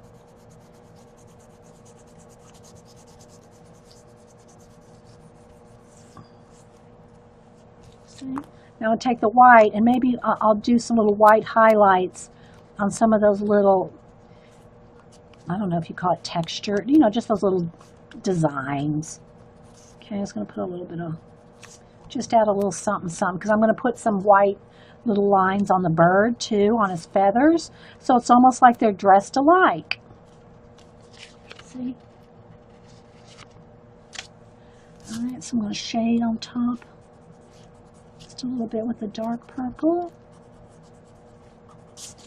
Maybe around her collar a little bit, because he's got feathers, you know, around his neck.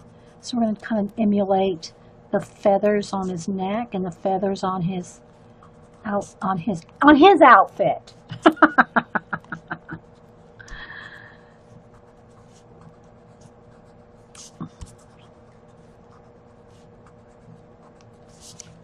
Like that. Hey, elk lady. Let's do a little bit more division of the shirt thing there. And I'll go in here with the lilac and just kind of almost make a feather effect. Almost like that's kind of feathers on her jacket or her cape or her shirt. Because that's what we're going to do on the bird. These same colors. Oops, I forgot one down here.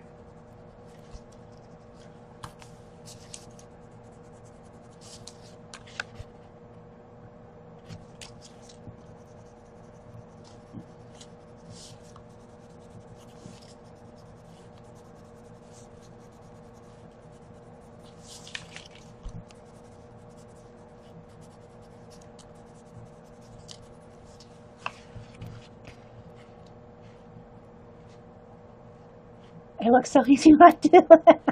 I'm going to take the white and just kind of give a little bit more whiteness to that. And then I'll go back over it with the lilac.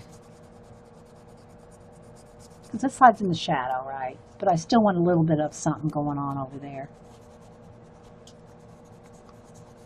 Okay, I'm not going crazy with it. A little bit of white, a little bit of highlight on the crown. You know what we need to do? We need to put a crown on him. We got to cut us out a crown.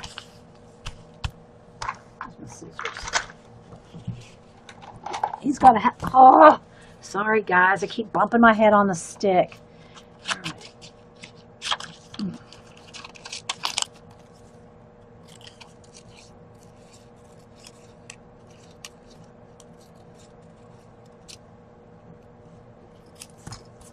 All right, let me just get my finger wet with a little bit of paint on it.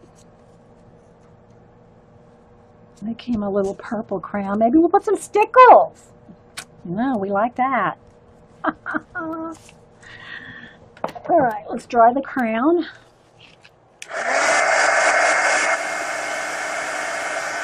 I'm back here. I think it's dry. Okay, now I'm just going to shade around the edge.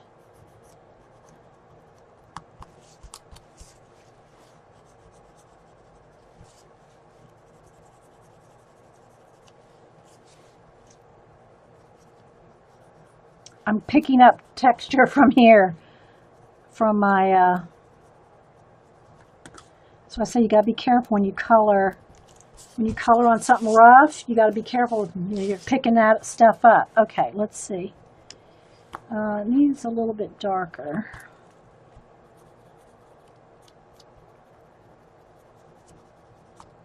You pick up the texture of your paint, whatever's underneath. Okay, I think I want to outline it in black, like hers is. She's got hers is outlined in black. I want it darker. It's violet, it'll work. No, that's not dark enough. Because I want it to match his, right? I mean, match hers. All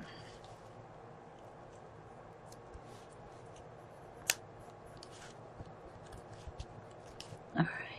Hang on, guys. I'll check chat in just a minute. Let me finish this.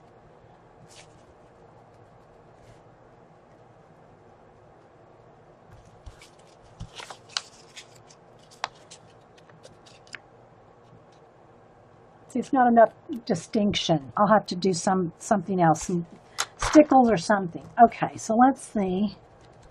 Is that the house? All right, now let's go back over here to the bird. I want a little bit of yellow in his beak, or some yellow ochre or something in his beak.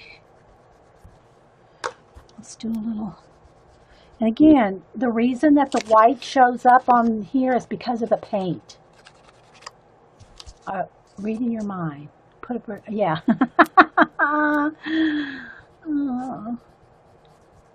Okay, so what I want to do is just like I did the little white and dark little lines there, kind of the idea of the feathers, is I want to do that kind of idea. So they kind of coordinate, you know, they're kind of like,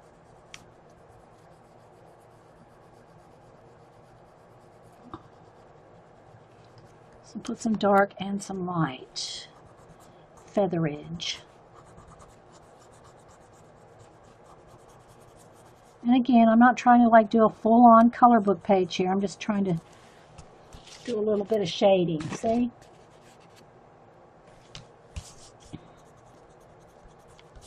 And I want his chest darker like her left side. I want a little bit of yellow on his.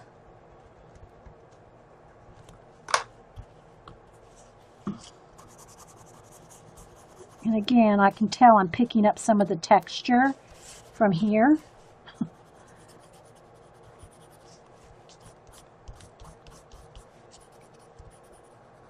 But if I was doing this, if this was glued on this napkin, this is, I mean, I wish you could feel how much texture that is, which is good for the book. But if I try to color over it, like I showed y'all a minute ago, my test paper. Here, this is what happens when you color over this, right? See the texture underneath? So you don't want to do that with your page. But my table's not much better. It's a little less textury than a napkin, but not too much.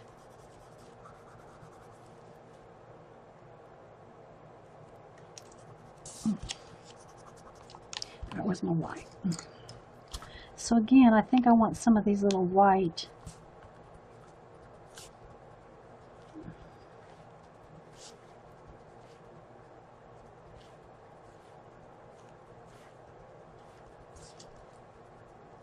Essence of featherage, and maybe a little bit around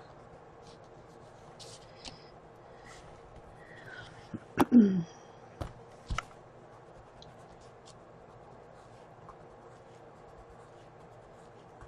I want it kind of obvious that they go together, right? Maybe this is who she is in the day, this is who she is at night.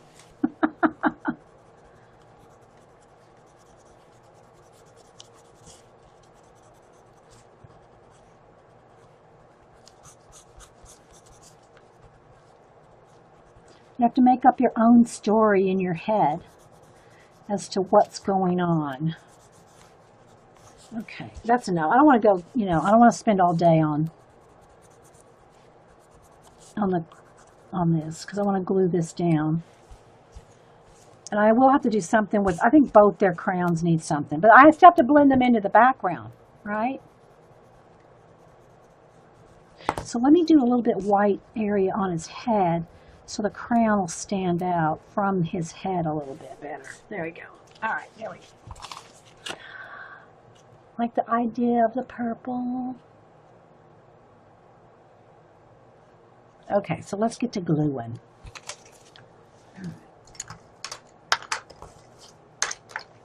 All right. So now what I'm going to do is I'm going to use Mylene's Tacky just to glue it down.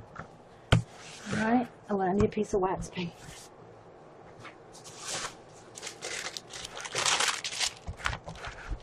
Move the pencils. Move everything out of my way so I can shove everything over. Okay. We're getting there. Take a sip of coffee. You like the night and day? All right. Now I'm going to I put a lot of glue, but don't ever glue something down like this. Don't glue it down like that. You'll have bumps and lumps that'll show through the other side. You want to smooth all that out, all the way to the edge. That's why I'm doing it on the wax paper. Or you can do it in a phone book or, you know, any kind of old junk mail or whatever. And sometimes I'll miss a corner and I'll just go back and get those corners. But you want to smooth it out. Now let me move this out of the way. Put this back over here. And I want her right on the edge.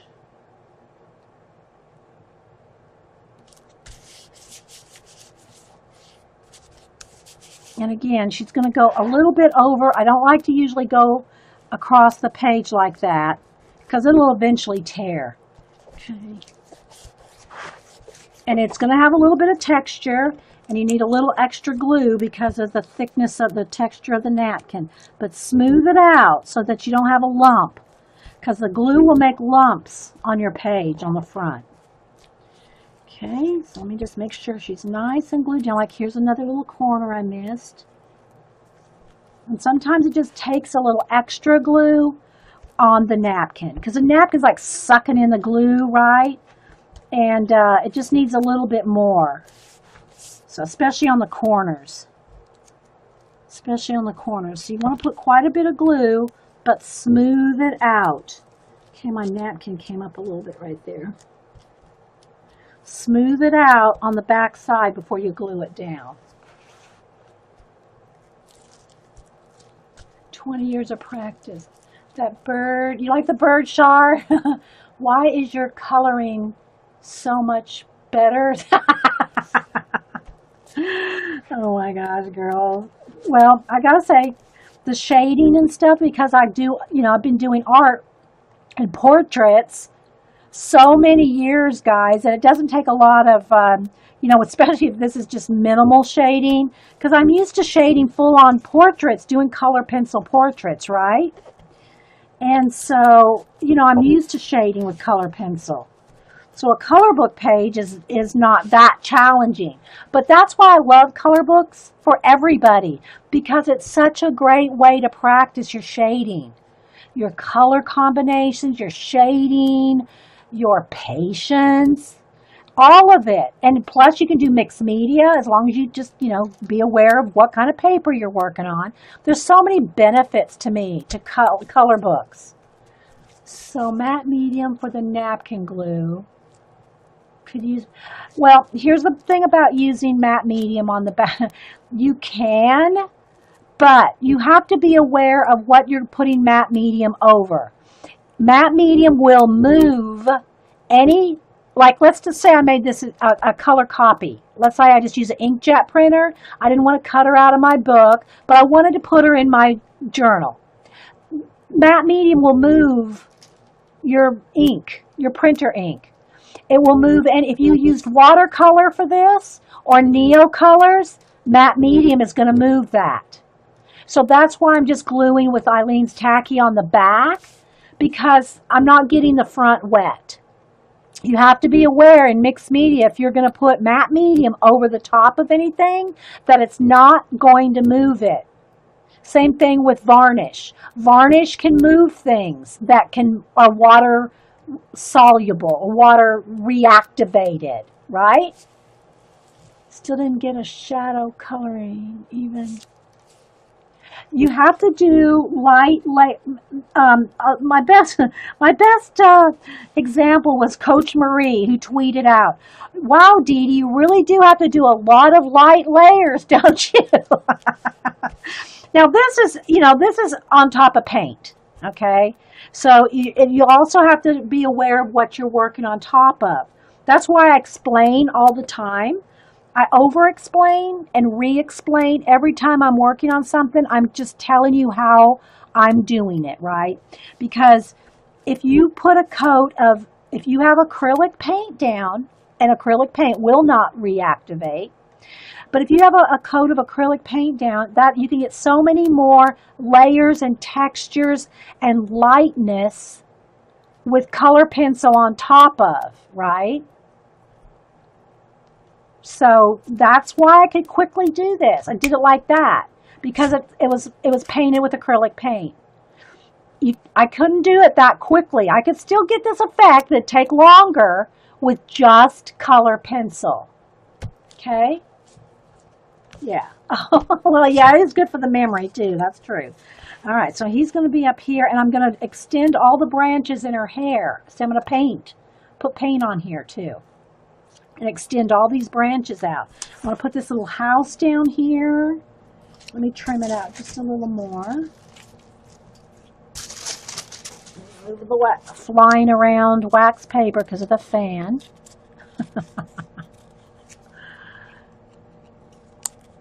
And I'm going to fussy cut this just for time's sake, so I don't have to try to blend it in as much with paint because I'm going to run out of time. So I want to try to make this, get as much information in the show as I can. So the little house is going to go down here. Sometimes it takes a while. Oh, no, Graham. I don't mind re-answering questions. Trust me. I do not mind re-answering questions. But I will say this. I get people, not so much anymore because I've explained, people know that this is a live show now. They understand that I'm talking to a lot of people, and new people come in and ask the same questions that I've answered on other shows, but they may not have known I've answered it, so they ask again. So if you hear me on the recordings answering the same questions a lot, it's because I'm getting live questions, right? So I don't mind answering them, but just be aware that it's going to be repetitive on the recording. I'm re-answering the same question that a lot of you have probably heard me say before, but I don't mind re-answering them. But just be aware that that's why I'm doing it, because it's a live show, right? It's a live show. Okay, so let me go ahead and put some glue on the bird. And I don't ignore questions, as long as I see them. That's why I ask you to put them in caps. All right, so let me get my wax paper here again so I can smooth out all the way to the edge. And again, I'll probably have to add a little bit of extra glue. Let's see exactly where I want them. I think I want them right about there, kind of in that spot. Right there. Because I'm going to paint in branches.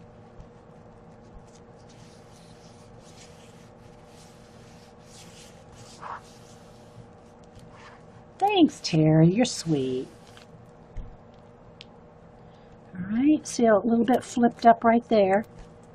It takes more glue than you think when it's on a napkin, because the napkin is sucking the glue out, right?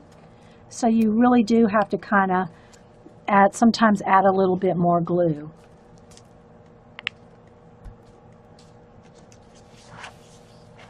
All right. Oh, did I leave room for his crown? I forgot about the crown.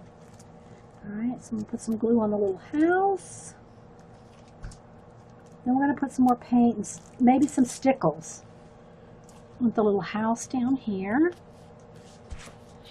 And compositionally, I usually don't go right to the edge of things.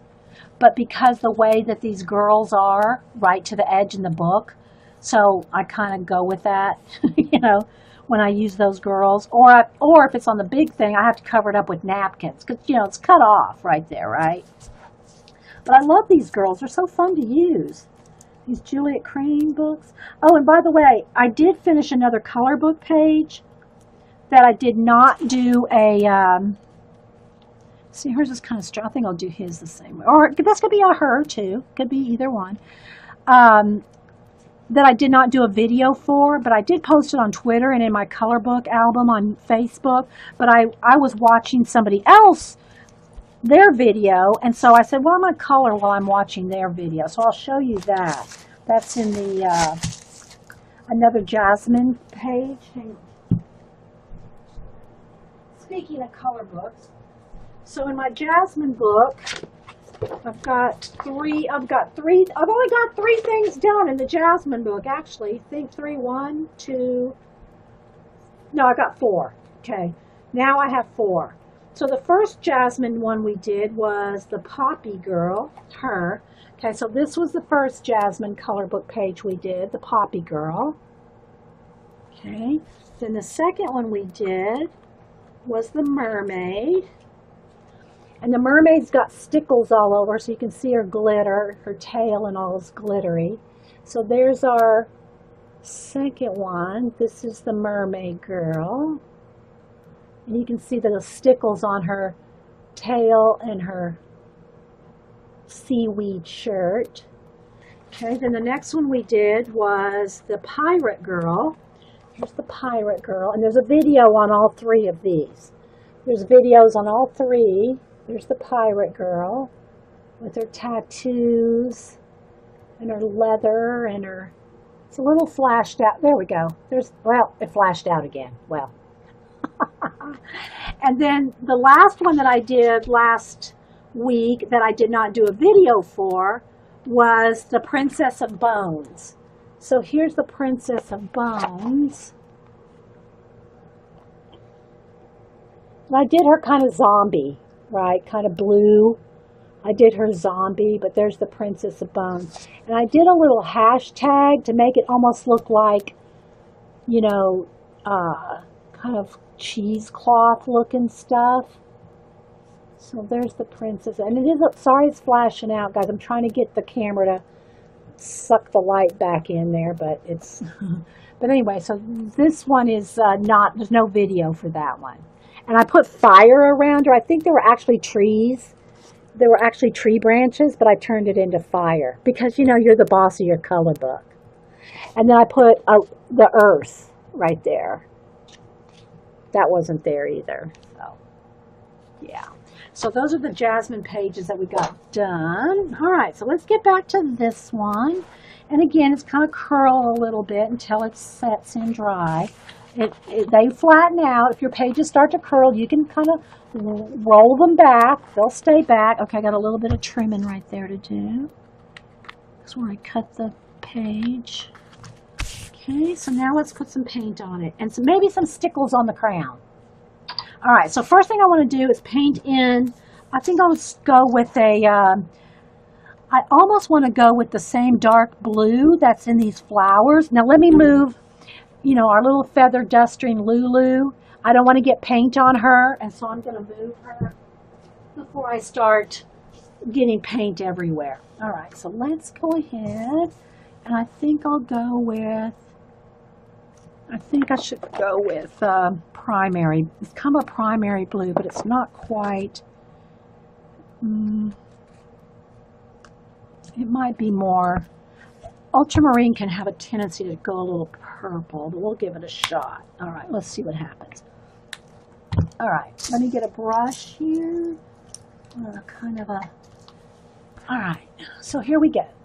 Will you use black pencil around the birdie and the girl? I probably wasn't going to, but if you want, I can put some black around it. And I know a lot of y'all like to use the Stabilo water-soluble black. I don't usually do that, but we can, just so you can see the effect. I'm just not one to really outline things. I outlined the crown because her crown was, so I just gave it a little bit, because we just drew the crown. But we can put some around. Let me show you again the other two pages, just so you can see. Here's the other ones that we've done. This one we just did a little scribble around. Okay, so you can do the scribble, but there's no water solubleness to it. I like the scribbly look rather than the wet look. You know, you can put the Stabilo around it and wet it and make it kind of bleed out. So it kind of has a shadow around everything with the water-soluble Stabilo, however you want to say it. But I like the little scribbles better. So we probably, maybe that's what you're talking about, the scribbles. So we can do the scribbles, and then this one just doesn't have anything. She's just painted in. That's just the lines that are on her normally, right? She's not outlined with anything. She's just painted in. Thanks, Jamie, for being here. All right, so I'm going to do her antlers blue. And I know it's probably not going to show up that much, but what I'm going to do is I'm going to take her blue antlers and continue them off the page, right? Or at least up into the flowers. Maybe behind that one. Okay, and the bird is going to be sitting on one of her antlers. So I'll have a couple coming around behind him. And I'll put a few little ones in there too. I want to get the big ones in there first. So I'm going to carry this one down like he's sitting on it. or at least coming out behind him so you can imagine he's sitting on it, right? Okay, that one's going right into the spine there, so I got to kind of work into the spine. We'll have a few coming down. Just make it whatever we want. Right? This one will come behind him, and I'll probably just have it come right off the page. And maybe just a couple thicker. I'm just kind of twirling the brush. I'm kind of going like, to make the branches, I'm just kind of going like this, and I'll twirl it, see, and it kind of makes weird shaped branches just by twirling the brush like that.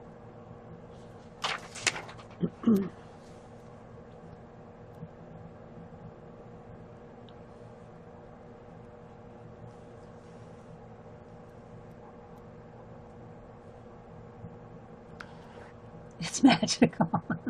Well, it kind of is. You know, art is kind of, in a way, it's, you know, kind of your magic, right? You're creating whatever you want. And I like to I try to, you know, most of the time, leave the story for the person looking at it to make up their own story, right? So maybe we'll have this one come around behind.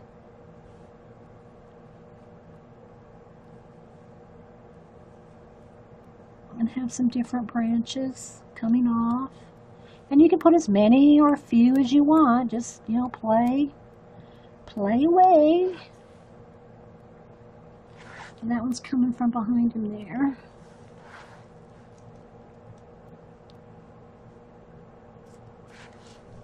I tell y'all, I mean, anything I do, I don't, you know, I try not to hide anything from you guys. I mean, if I know a tip or something that works for me, I tell it to you. You know, it's like I'm not hiding any secret, you know, painting technique there. Maybe we'll have a couple little ones just kind of sticking up here.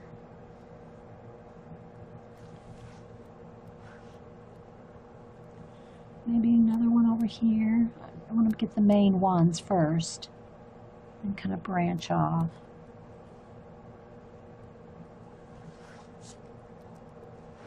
But it does kind of look cool, doesn't it? When you just paint in. See, because that's where the page ended. The page in the color book ended right there. So we're just turning it into our own. Just painting in the blue. And then just carrying it up off the page. And then adding the little branches.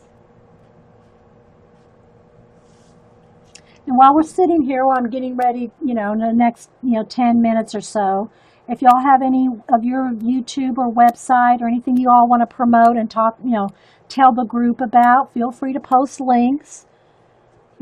If you ever post a porn link, you'll never come back. But other than that, post away. We don't mind an Etsy occasionally, if you got some, an Etsy shop that we don't know about, or, most people are respectful of not spamming everything, So, but we like to promote everybody and their art and their groups. And if you have art classes you're teaching or selling, that's fine too. We don't mind promoting art classes.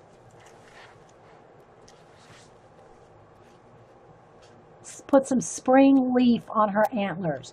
Well, that would probably be good, but I don't want to detract from the napkins. In this case, I think we did put some leaves on one of the other girls.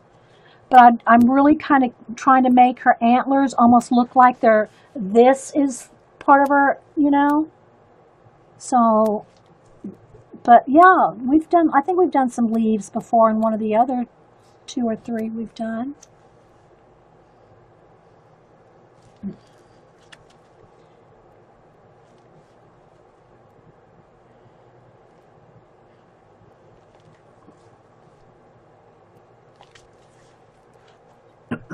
So I'm just carrying them all off the page here, following the direction and maybe adding a few more little ones.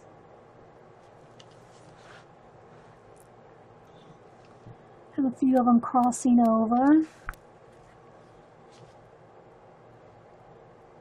My paint's starting to dry out though with the fan. The fan and the lights.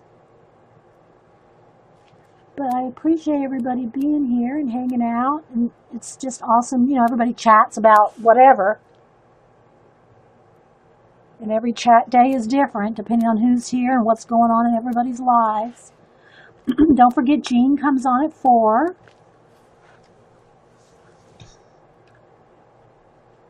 4 Eastern, if I didn't say that.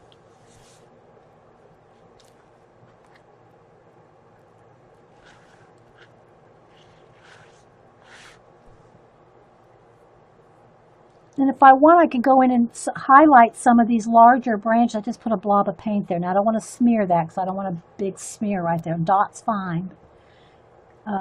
When this paint, when it's dry, I can go in here with color pencil. I can maybe put a little bit of extra texture or highlights on some of these branches.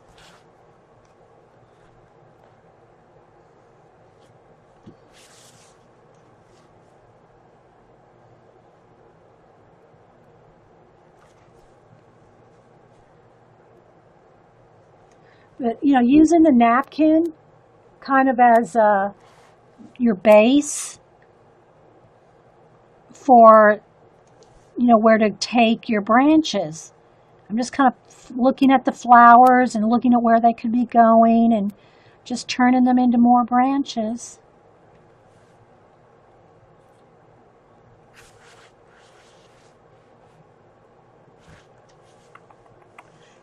And I think I want a little bit of grass down here with the olive green.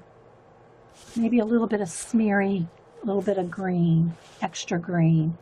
Okay, let me just kind of look at it a second. Thanks, guys. I'm fun to hang out with. Well, thanks, Silver. I appreciate that. According to your daughter, you're fun to hang out with.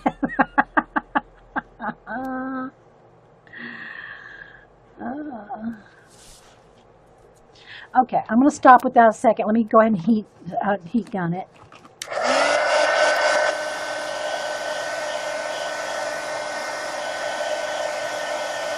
Maybe I don't know, maybe I want a little bit of a light color yellow in the sky, give it a little bit of sun, a little bit of brightness or something, maybe, I don't know.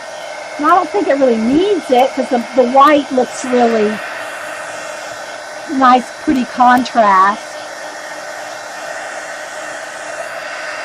But I want to make sure this blue is dry before I add anything else. Oh, thanks, Bryn. Come on, Char. Oh, 1:30 in the morning there. Well, thanks for being here. And send me your address, Char.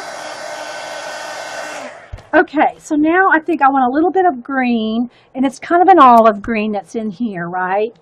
So I just want to, just in this grass right here, I just want to put a tiny bit of, just the smallest touch of grass.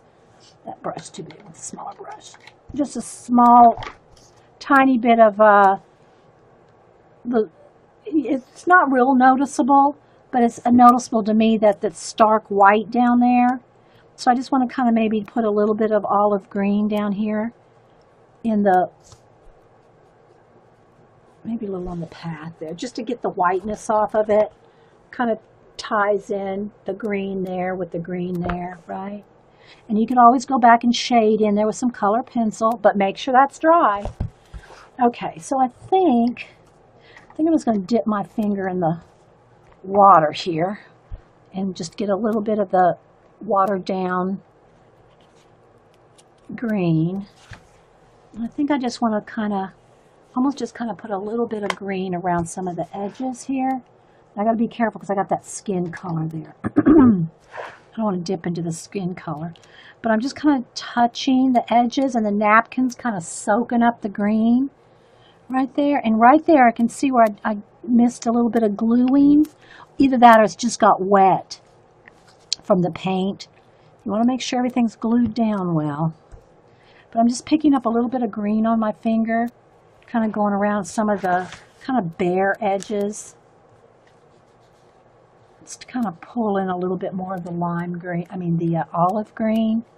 Just a little, just so it's not a stark white right there.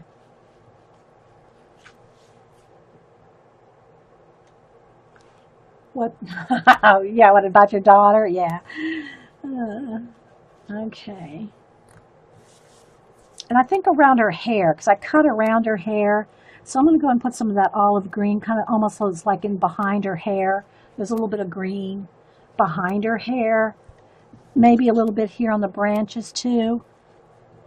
I'm just barely touching. I'm just almost tinting the white paper. Just kind of tinting it a little bit in certain areas. Let me get a little bit more. And I could pull a little bit of, no, I don't want to mess up my blue branches. So I'm just tinting just a little bit of where the stark white is. I kind of like it there because I almost put a bird in there. But I'm just going to kind of, just with my fingers barely wet. See, it just kind of blends out a little bit so it's not a line. See the white line? I don't know if you can see it, but I can. And I don't want that white line right there, so I'm just going to touch it with the green. Watered down green. Watered down green.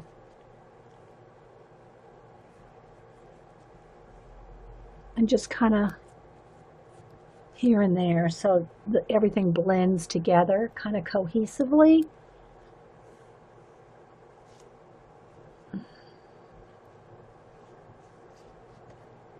And I really, tell you the truth, I should have some paper towel between there because it'd be very easy to glue these pages together accidentally without wax paper between it. Yeah, but I'm just going for, I'm high risk today. Okay, let's just get a little bit more green in a couple areas. Just kind of tweaking the edges just a little bit with a little bit of watered down green on my finger. Just a little bit of a wash, right? I don't even know if you can tell the difference, but I can. I kind of like it a little bright around her. I kind of like that brightness kind of around her head, kind of like a little bit of a light there.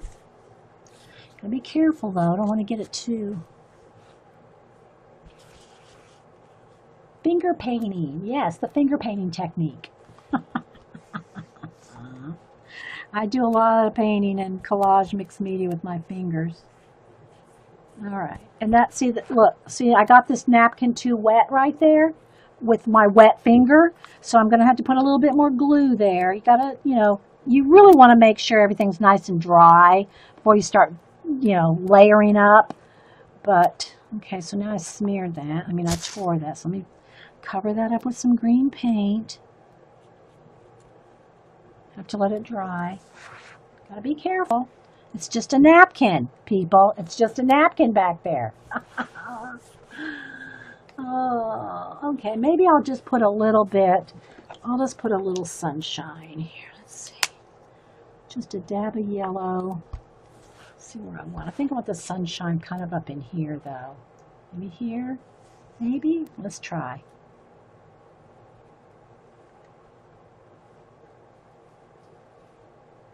Just a little bit of light over there. So you can see a little tiny bit of yellow, and if you don't think there's enough yellow down in here, add a little bit more just to kind of tie it together. Put a little yellow in the flowers here, just so that it kind of brings the sunshine in. Just that much. So there we go. Napkin patchwork, yeah. I think I'll put a little bit of sunshine on the path here, like going into the house there. Something like that. And you can also splatter. But before I do any splattering, because I do want to do some, because somebody asked about it, let me hit this with the heat gun. Then I'm going to do the scratchy, sketchy around them. And then I'm going to do a little bit of splatter. Not going to go cray, but just a little bit.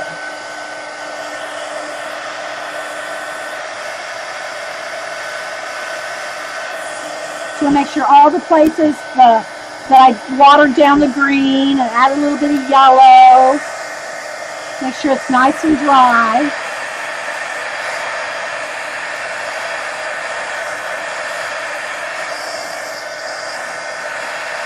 And then also, let me get my Posca paint pen. Let me move this out of the way. Hang on, guys. And I'm gonna put a little bit more highlight in the bird's eye. Just a little bit more highlight there.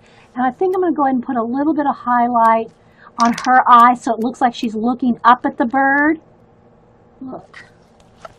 See, she's kind of looking at him with the white highlight. Oh, I hope so, Sandy. You'll have plenty of napkins to practice with.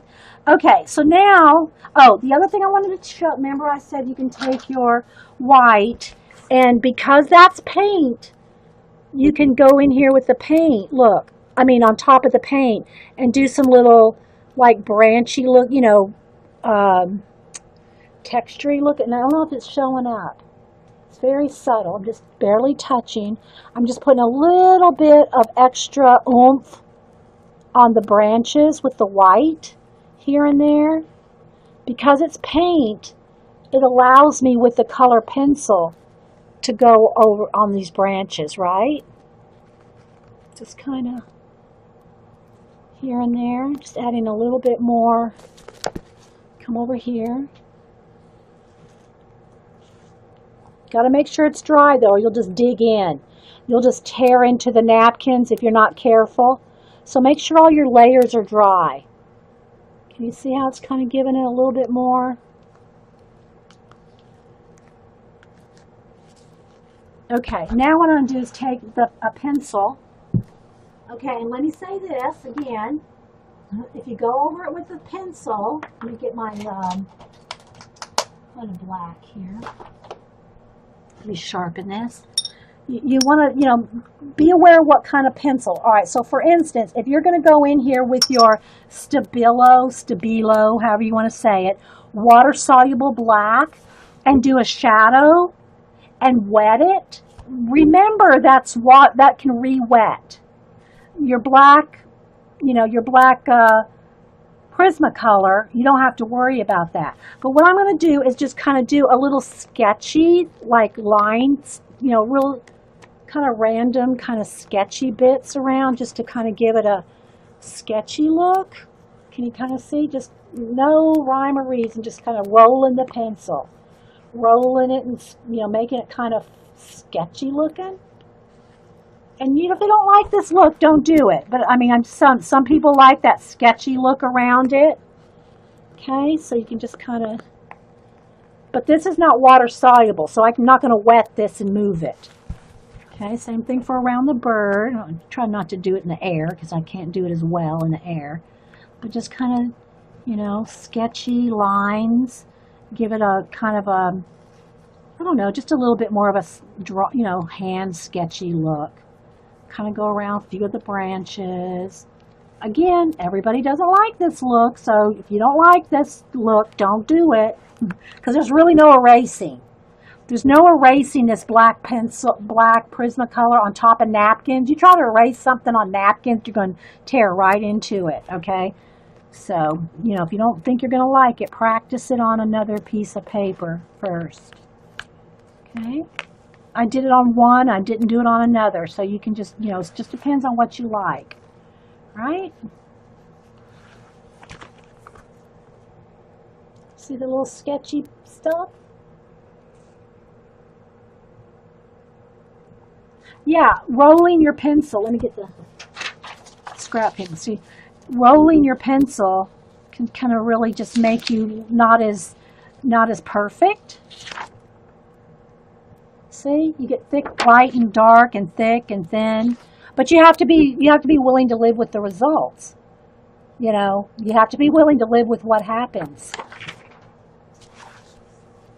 It's not something you can. You get more precise with how much you do it, but I'm getting a little bit around the bird here. That's good enough. I like it. Oh, let's do a little around the house. Maybe do a little roll of chimney smoke.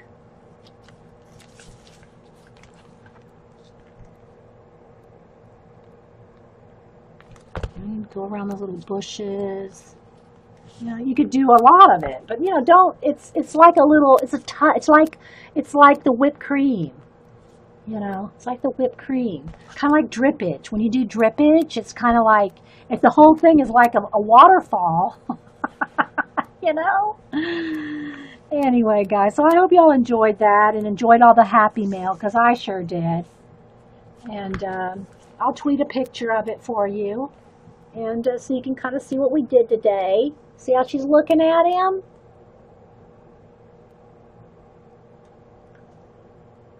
Good light. Yeah, I guess you could do lightning like that too. Most of the time when you do lightning, you want it to go a certain direction, so you got to roll it, you know, roll your pencil, go in the direction you want the lightning to go. Oh, good, guys. I hope you liked it. It was fun. And again, this is just our little day book, faux ledger. And, you know, we just, this was already here. This was already here. Okay. And then we put these eggs on this page. Okay. Then this one is just a whole page of these pretty carnations. Again, we could put one of those girls here and do a whole nother page just like we just did. Or another element. It doesn't have to be one of the girls. It can be any color book element.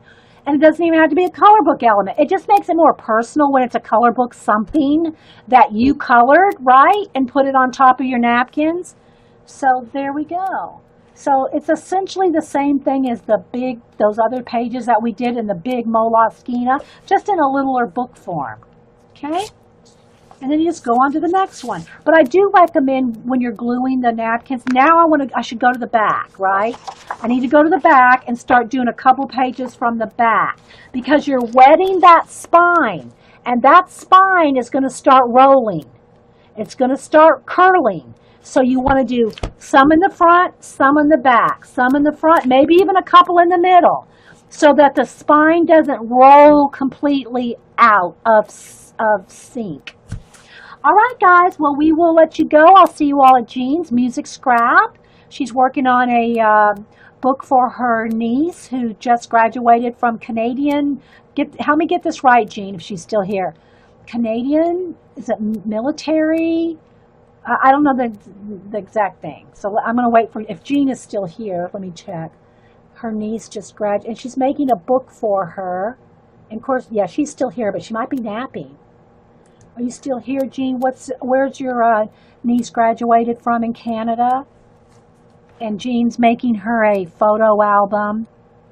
I think that's what she's still working on. She might be working on something else now. She might have moved on to something else. But, oh, thanks, guys. I'm glad y'all liked the page. Try it with your napkins. Try it with some color. But take more time to make sure everything's dry in between, right? You know, like I can feel like there's a couple little edges I'm going to need to re-glue because I didn't let it dry completely. You want to let everything dry. So it's just better. You know, really. The Royal Military College, yeah. Thanks, Jean. So Jean's all proud of her niece. And she should be. She should be. All right, guys. Thanks so much for being here. We'll talk to you later. Bye. Okay. Welcome back, everybody, to Coffee and Art and a Clean Studio in the morning. I'm Dee Dee. Thanks for being here, everybody. We already did a segment on Happy Mail and a new color book. And now, with all the awesome napkins that CB and CB Carol and Blondie, Blonde Woman Stamping, between the two of them in this last Happy Mail and some tissue paper, here's the napkins we had to choose from. I mean, I got other napkins too, but they're whittling down. I do send them out all the time. But now we have all this awesomeness to play with. So I was talking on the last segment about doing another napkin journal, instead of just using my big giant Moleskine. So this one, which I've deconstructed, and that just means I tore it apart in their individual pages. The size, let me get my clear ruler on the right side. This one is 12 by 15. And I've taken it all apart. And so you can see the pages are all loose in there. So I'll show you a couple I got to get my mind off magazine journal because that's what we did last week. Napkin journals and napkin art books. So what we're going to do, and I'll still show you what's in the big one here, but I want to use this old day book, a faux leather from what year did I say it was? 2009. My sister sent me this for my birthday in 2009, and I didn't use it for a planner date book. But now we're going to use it to make it into a napkin journal. So, yeah, there's a few pages in there that are decorative, but they're pretty much all blank. And, these are literally dated specifically for that year. So there was January, Monday the 26th. It's not like a generic, you can put any day in there. It's specifically to 2009. So, I'm not going to use it, obviously. But what we're going to do is we're going to use it, turn it into a napkin journal. Some of the other napkin journals that we've used are these big pages. And let me just pull out a couple of the ones we've used. Here's one. So this was a page out of the big Moleskine that I just showed you. The lighting got a little dark. When the sun goes over the house, maybe that's a little better. I hope we're still in focus. So anyway, this is a napkin right here, right? A napkin, then we do paint, a little bit of collage, paint, drippage. And so this is using a napkin as the base for a piece of art. All right, and we're also been doing color book pages. We've done a couple of those. Here's one where we've used a color book page from Crane. Hang on, I got to get her books. I can't remember her first name. Juliet Crane. We've used some of the pages out of the Juliet Crane Big Monster book. And, and you can use napkins, a little bit of napkinage in there and here. And so you can use napkins and color book pages or collage images, either one or both, okay? So it's a mixed media process. The little owls are out of the color book, she's out of the color book, but we use napkins as the background. The big flowers are all napkins, and then paint, right? The thing is about doing something it's big, all right? So, you don't get a lot of, this is like a big one project at a time. Well, I want to try to do something in a smaller book like this where we can maybe get more pages, at least started. This is going to be a brand new napkin journal. So we might not get a lot of finished work done, but we're going to start it as a napkin journal. And then we're also going to do a napkin giveaway. Okay, all right, so let's see what else is in here. So you can see here's a couple of pages where it's just the napkin glued on, okay? This is how they start. You can have them sprayed with some ink or paint, just scrape some paint on first, or just glue the napkins on and then start scraping paint and putting other things on. All right, let's see. We've got another one in here Here's another one that we did with the Juliet Crane Monster, Big Monster Girl book. Well, they're not big girl monsters, it's big monsters. And it's just all different kinds of she calls them monsters, but I just think they're cute little girls. And taken a bit of that with napkins. See all the flowers? That's all napkins. All this is napkins down here.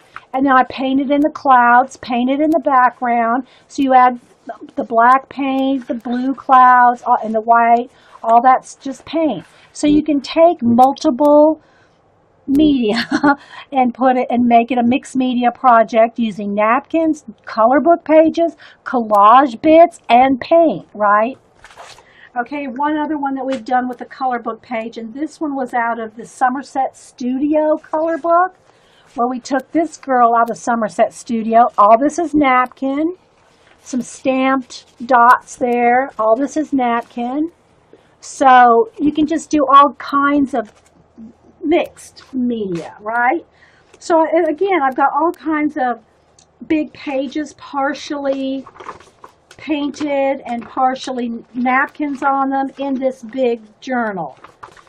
But I wanted to, so you can see, like I said, it's big. But I want to do something a little bit on a smaller scale. So depending on what you feel like doing, if you want to do a big page, do a big page. If you want to do a small page, do a small page. All right, so let me kind of throw this to the side. And we'll start putting down some napkins. And y'all know I have this here for focus. So as we go, because the camera doesn't like, it likes to flash out. All right, so now let's get back over to using this. All right, so I think the first thing I want to do is I'll probably cover up the calendar here. Although well, it's got 2009 there. I like to keep it somewhere, the information of the book. Because somebody's going to say, well, what year did that book come out? Who published it? And if I got it all, covered up, you're not going to be able to. Yeah, it's a good traveling art drawing book, sketchbook, especially landscape, right? But you can make it any size. It doesn't have to be long. It can be, but it just flips out better that way. All right, so anyway, I think I'll start with this page. Again, I really have no plan. I don't have any color book pages picked out or colored or ready to go. I just want to start with doing some napkin gluing on a few pages, and we'll see how it goes. All right, so we'll do that for a while. If I get inspired to stop and work on a particular page, we'll do that too. But we got this big stack of napkins, and I want to put them, in the book. All right, so let me go ahead and get out some matte medium. And I use golden matte medium, and I put the golden matte medium in a dish soap bottle, and that's Sunset Carol's idea when she visited me, and so that's what I do now. I keep my matte medium in a dish soap bottle, so that you can just squeeze out what you want, right?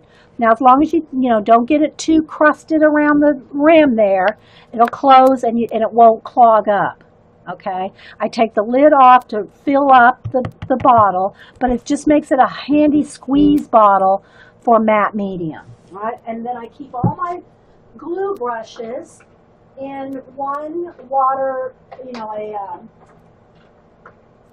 a coffee jar, and they stay in water so they don't harden up. Okay, so they'll stay soft. Now, they're not good for paint or anything else, but they're good for just glue. But they'll stay soft if you keep them in water. These are the only brushes I keep in water. And you can see they're crusty, rusty, yucky, but they're just for glue, nothing else. I don't use these for paint, and I don't keep my paint brushes, which, by the way, I just got a new set of. Got the Artist Loft set at Michael's over the weekend because I needed some more angle brushes, and I go through a lot of brushes, and I buy the cheap ones because they are just fine for what I do with my mixed media. My nice brushes, I don't even know where I put them. Where are they? I have a roll of nice brushes for oil painting, which I put up somewhere. Now I don't even remember where I put them up. I'm not spotting them right now because I haven't used them in a while. But I have a nice roll of nice oil painting brushes that I don't use because I'm not really oil painting. Where did I put them? I'll have to look around for them. I'm not sure where I stuck them. Probably with my oil painting paint somewhere. Anyway, so I don't really worry about the brushes, what I'm saying. All right, so let me just kind of set this. All right, one other thing I wanted to show you, and I as far as I know, I thought of this, at least I thought of it back in the day. This is at least, how many years ago? It was way before I streamed. So it was back in the scrapbooking days. And I love books that you could, do multiple things with. Well, I had all kinds of leftover papers off of 12 by 12 papers. So what I did is I used those 4-inch bits of leftover paper, punched a hole in it, and with the giant brads, and I just put clear packing tape over it to keep it from coming apart and to keep from, catching on that brad. But these are those big 2-inch brads. The big 2-inch brads, but if you put the brad in through a punch the hole punched all the way through that paper, this is what you can do with it. You can have a book where you can flip like this and draw. Because this will go all the way to the back. Look, see, let me get a brown one. You see, you can flip it all the way to the back. So you can sketch, draw, write, make a written journal out of this, or a combination of both. And it's metal, so, you know, now I'm sure with some wear and tear, I did put the hole back enough. Don't put it right on the edge where if you keep flipping it, you're going to tear the page out, right? And all this is cardstock, so it's not, you know, it's scrapbook cardstock, so it's not going to tear like if you did it with paper, although I have made some paper ones too. But this is all heavier paper, so it's not going to just rip right out, because this is those flat brads, okay? They're flat, you know, this, you can see right there on the back, that you just open up, you just poke through, you know, punch your holes, and you can see how far down, so at least a 1/2 inch, right? So that they don't come apart. And then I just put plastic packing tape, you know, the packing tape on to kind of make sure that doesn't catch or come out. And it doesn't, and it'll stop it from twirling. Because this can twirl if you don't make it stop, right? So if you put packing tape on it, then it won't spin. I mean, the brad won't spin. You can still spin the papers, right?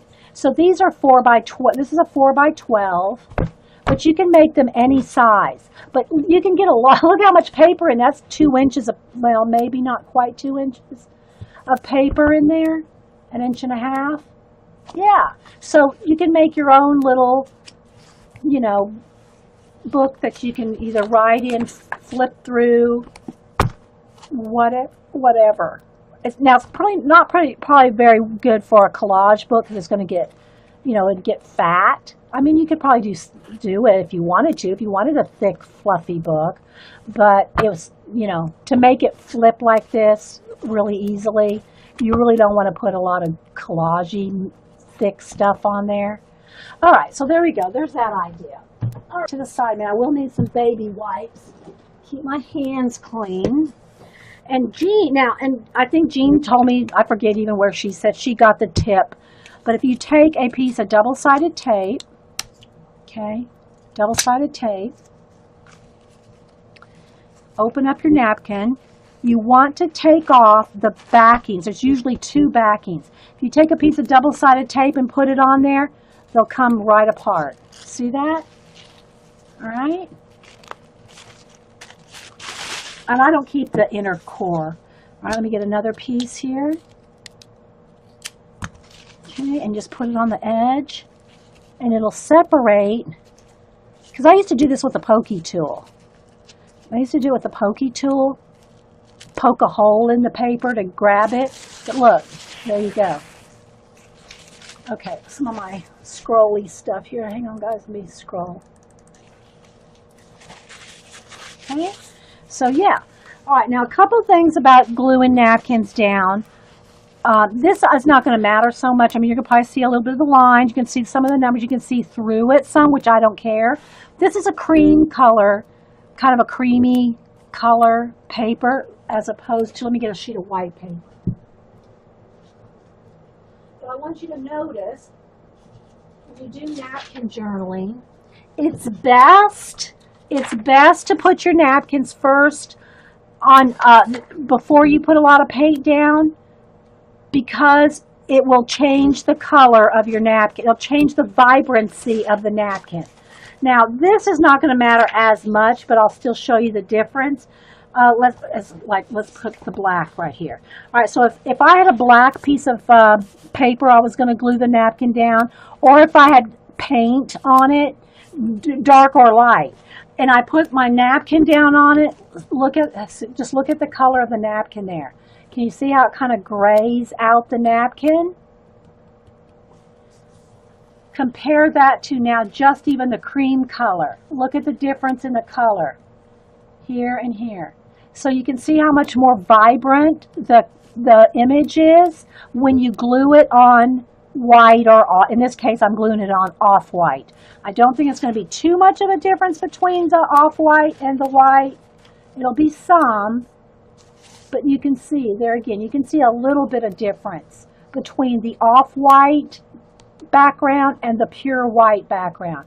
So just so you know that when you glue your napkins down, you want to glue them on a white, or in this case, I'm going to go with cream. But it does change the vibrancy of the image. Can y'all see that? Yeah, it's a much better if you glue it on a light background, okay? Especially because look at the difference there, okay? But you totally lose the vibrancy of the image. Now, some people say, well, why don't you just leave the white background on? Well, I'll tell you, the main reason is when you put down your matte medium, and then you glue your napkin down,